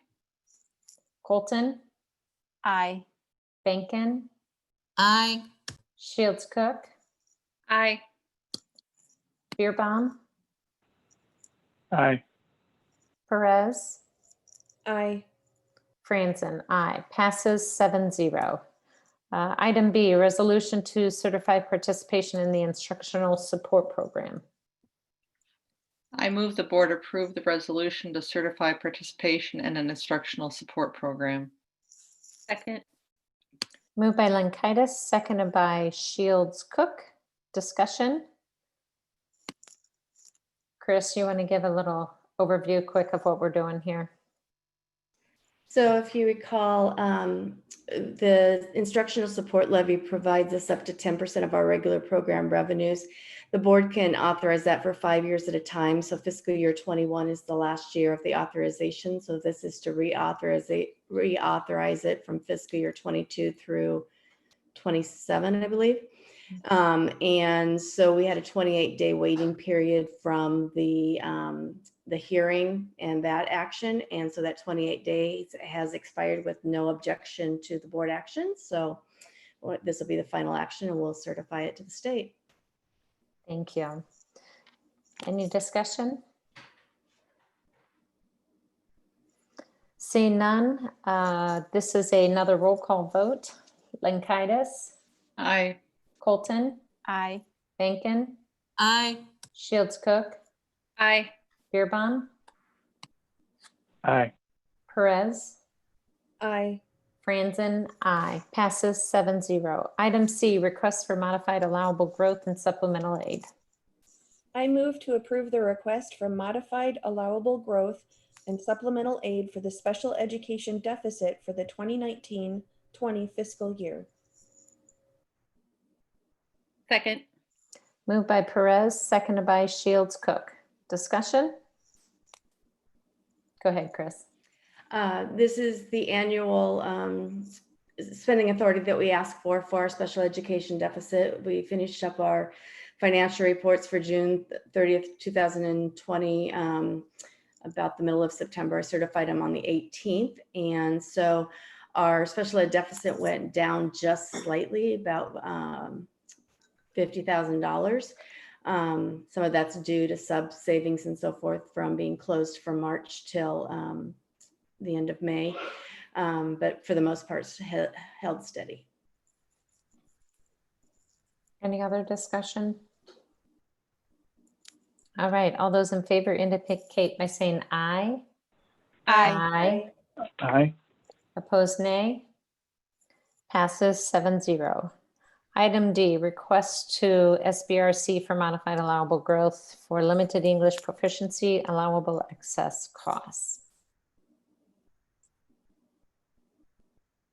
I move to approve the request to the School Budget Review Committee for modified allowable growth for LEP allowable costs in the amount of $460,995.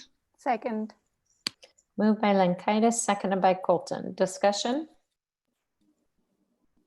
Go ahead, Chris. Again, this is an annual request that we make to the SBRC. The funding provided through the school aid formula is not anywhere near adequate to cover our costs for English, limited English proficiency. So anything that we spend in addition to the funding that we get, we can ask for spending authority for to recoup that with fund balance. Any other discussion? All those in favor indicate by saying aye. Aye. Aye. Aye. Opposed, nay. Passes 7-0. Item E, 2020-2021 retirement incentive for employees. I move the board approve the 2021 retirement incentive for employees as presented. Second. Moved by Benkin, seconded by Shields Cook. Discussion. I think I saw Kristen Johnson come on the screen. Kristen, I don't know if Kristen or Chris. I'm not sure which one of you, Superintendent Reisner. I should actually ask you first, but I don't know. Since she popped up on my screen, I made an assumption. Either any of us can do that. Go ahead, Kristen, you can go ahead. Okay, thank you. Yes, we do this every year. It's the incentive for our retirement, our early retirement. When they tell us early enough, it allows us to plan. And so we have a moderate incentive for them to tell us by January 4th of 2021. And it's the same thing that we've had in the past years.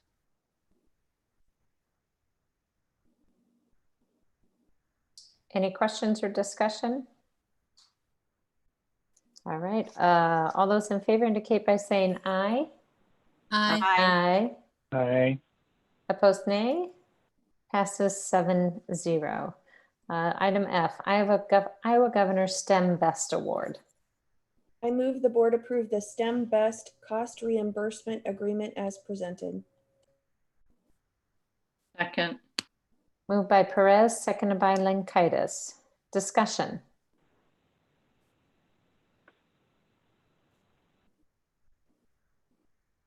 All those in favor indicate by saying aye.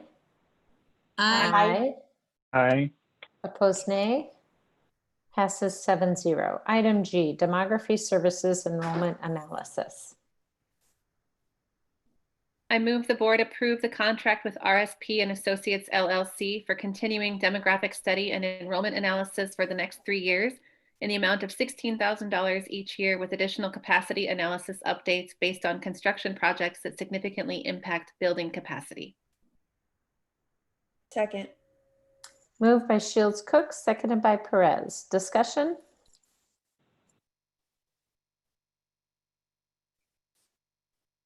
All those in favor indicate by saying aye. Aye. Aye. Aye. Opposed, nay. Passes 7-0. Item H, the new high school substantial completion of south and east parking areas.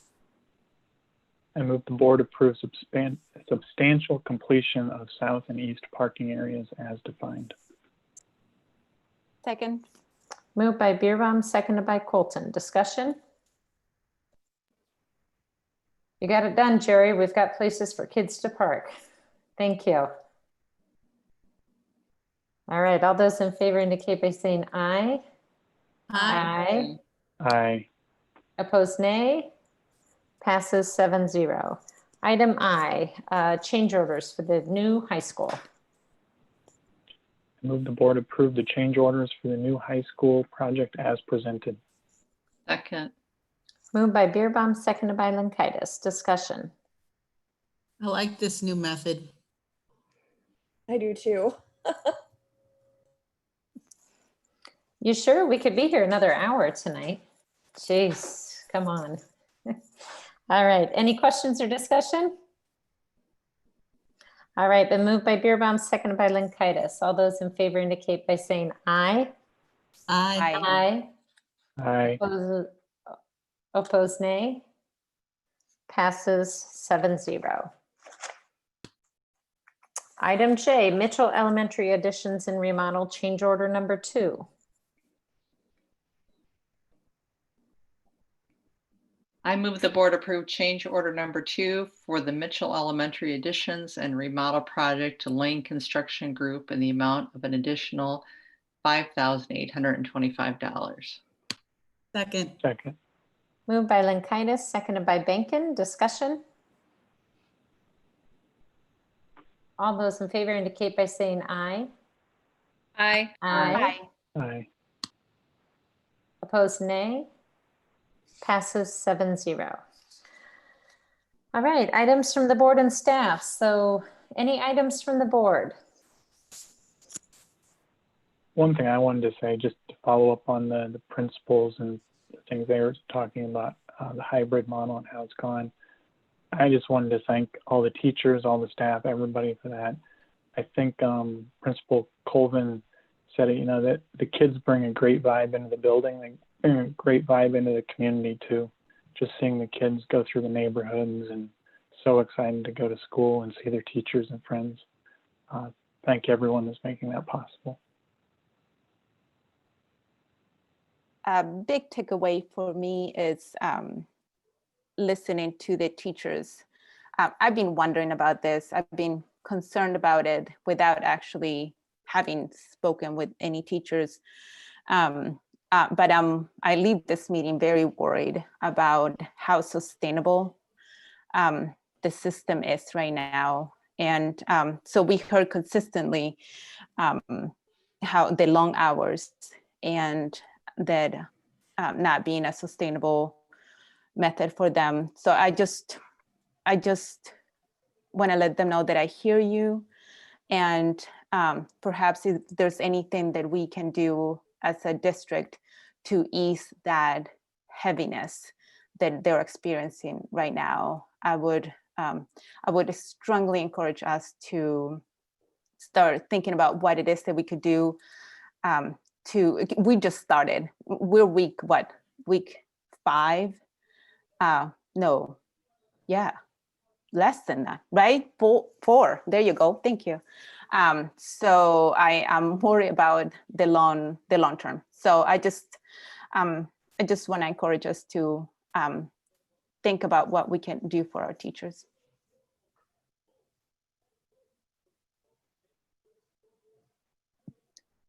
I'm going to echo what Jamette said, and also just to really say how much I appreciate all of you teachers and staff.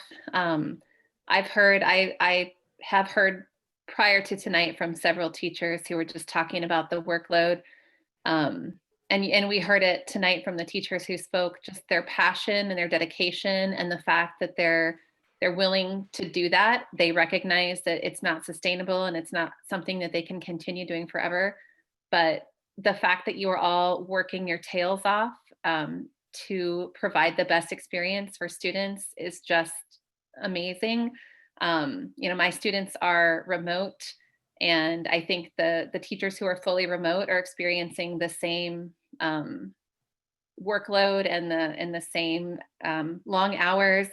But just what they're giving to provide a meaningful experience to students and to provide that connection to students who are at home, possibly for medical reasons or other family reasons.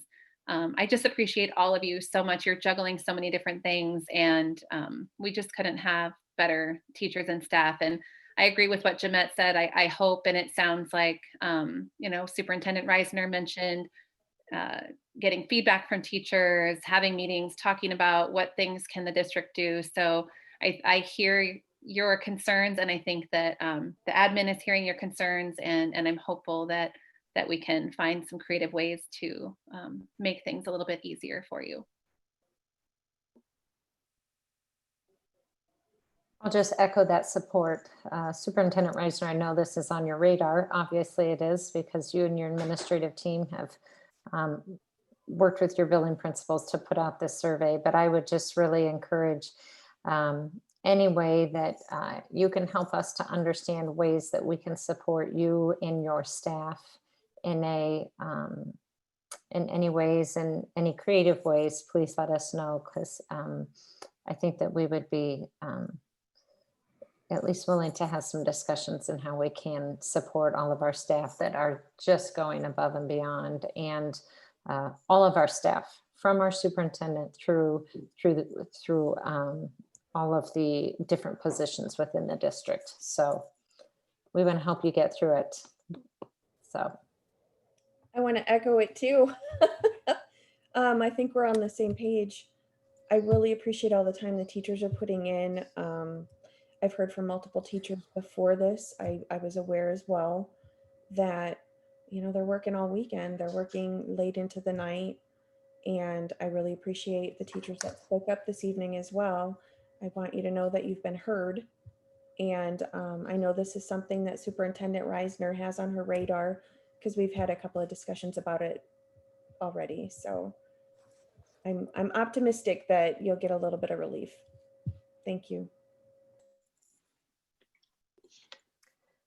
any items, any other items? Sorry, Want to cut anyone off? Alrighty, items from the superintendent.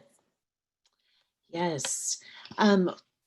One of the things that we have talked about is just that when do we want to start having committee meetings again? And so really the only two that haven't been meeting at this point, where we're at today, we've slowly added our committees back in, the Teaching and Learning Committee. So we're going to go ahead and get that up and going middle of October, mid to end October. So this next month, I guess we're almost in the next month. And JD will be sending out for those committee members that are on that, he'll be sending out an email to try and figure out the best time of day and day of week. So those committee members, just be watching for that. And then the only other one is the Budget and Audit Committee. And that one is kind of an as needed committee when we meet. And so I think that Chris will be, there's a few items I think that coming up that she might need for discussion, but she'll be reaching out to schedule that too.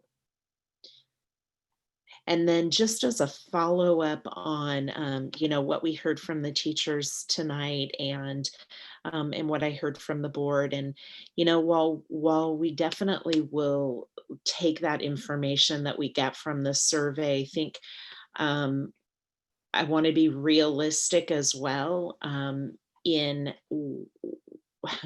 the nature of the beast right now. And it's the same thing we're hearing from educators across the nation.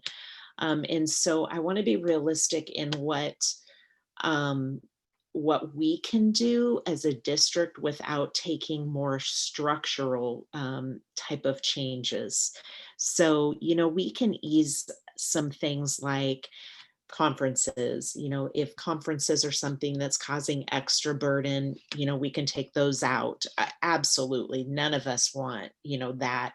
If some of those smaller tweaks, we can make those, but I don't think that gets at what I'm hearing when you listen deeply to the teachers. That's not going to change the big picture. And so I really think that we have to go back and look at the models that we're using and not having that day of week, you know, in the middle of the week, like other states have, who are doing the same type of hybrid model. Most of them have a day during the week that they can do that preparation and catch up and grading papers and all of that. Without that in Iowa, without that opportunity, it's really difficult. And so while we can kind of pick at some of the little things, I think what you heard from the teachers was, yes, we appreciate that, but we know that's probably not going to give us the level of relief that we really need. And so, you know, in my mind, you know, for a week, 2 weeks, I've been thinking about that model, the big picture model. And any model you study about has that component built in for teachers, or it has a heavier reliance on a program. So whether that's Edgenuity or the unfortunate thing is that we only are able to have so many teachers in the system. You know, I mean, we only have so much budget capacity. And so it's not like you can just add more teachers, because even if you did that, we wouldn't have the space for them. So it's, you know, it's really trying to find that balance. What are those things we can do? We can pick away at some small things that are going to give a little bit of relief, but are they going to give the level of relief that we hear our teachers really needing and asking for? I'm not sure. It's a starting spot for sure, but then I also think it might be that we need to sit down and look at the model, and what that might mean is some changes. And I think, unfortunately, we've been talking about flexibility and revisiting and tweaking, and we might have to, you know, we might have to do some reconfiguring again. But I want to do everything I can to help our teachers, and the level of help is going to be minimal if we really can't get in and dig into the root cause. So in the short term, we will absolutely take that data that we gather this week, and I think the cutoff date is tomorrow afternoon. So we'll have that right away, and we'll make some changes to some of those top things that teachers are needing, and we'll hope that that provides some immediate relief. But knowing, I want to be clear, and I know to teachers it sounds like a drop in the bucket right now, and I understand that. And we'll keep working to look at the big picture and how we might be able to think differently. And I know the board is supportive of that work, so I appreciate that. Thank you, Superintendent Reisner. The board planning calendar, our next meeting is October 12th. And I did not see any other things on there to call your attention to. So I will go ahead and entertain a motion to adjourn. I move we adjourn. Second. Moved by Perez, seconded by Colton. All those in favor indicate by saying aye. Aye. Aye. Opposed, nay. Passes 7-0. Thank you for attending. Good night, everyone. Thanks, Good night, everybody. everybody. Bye.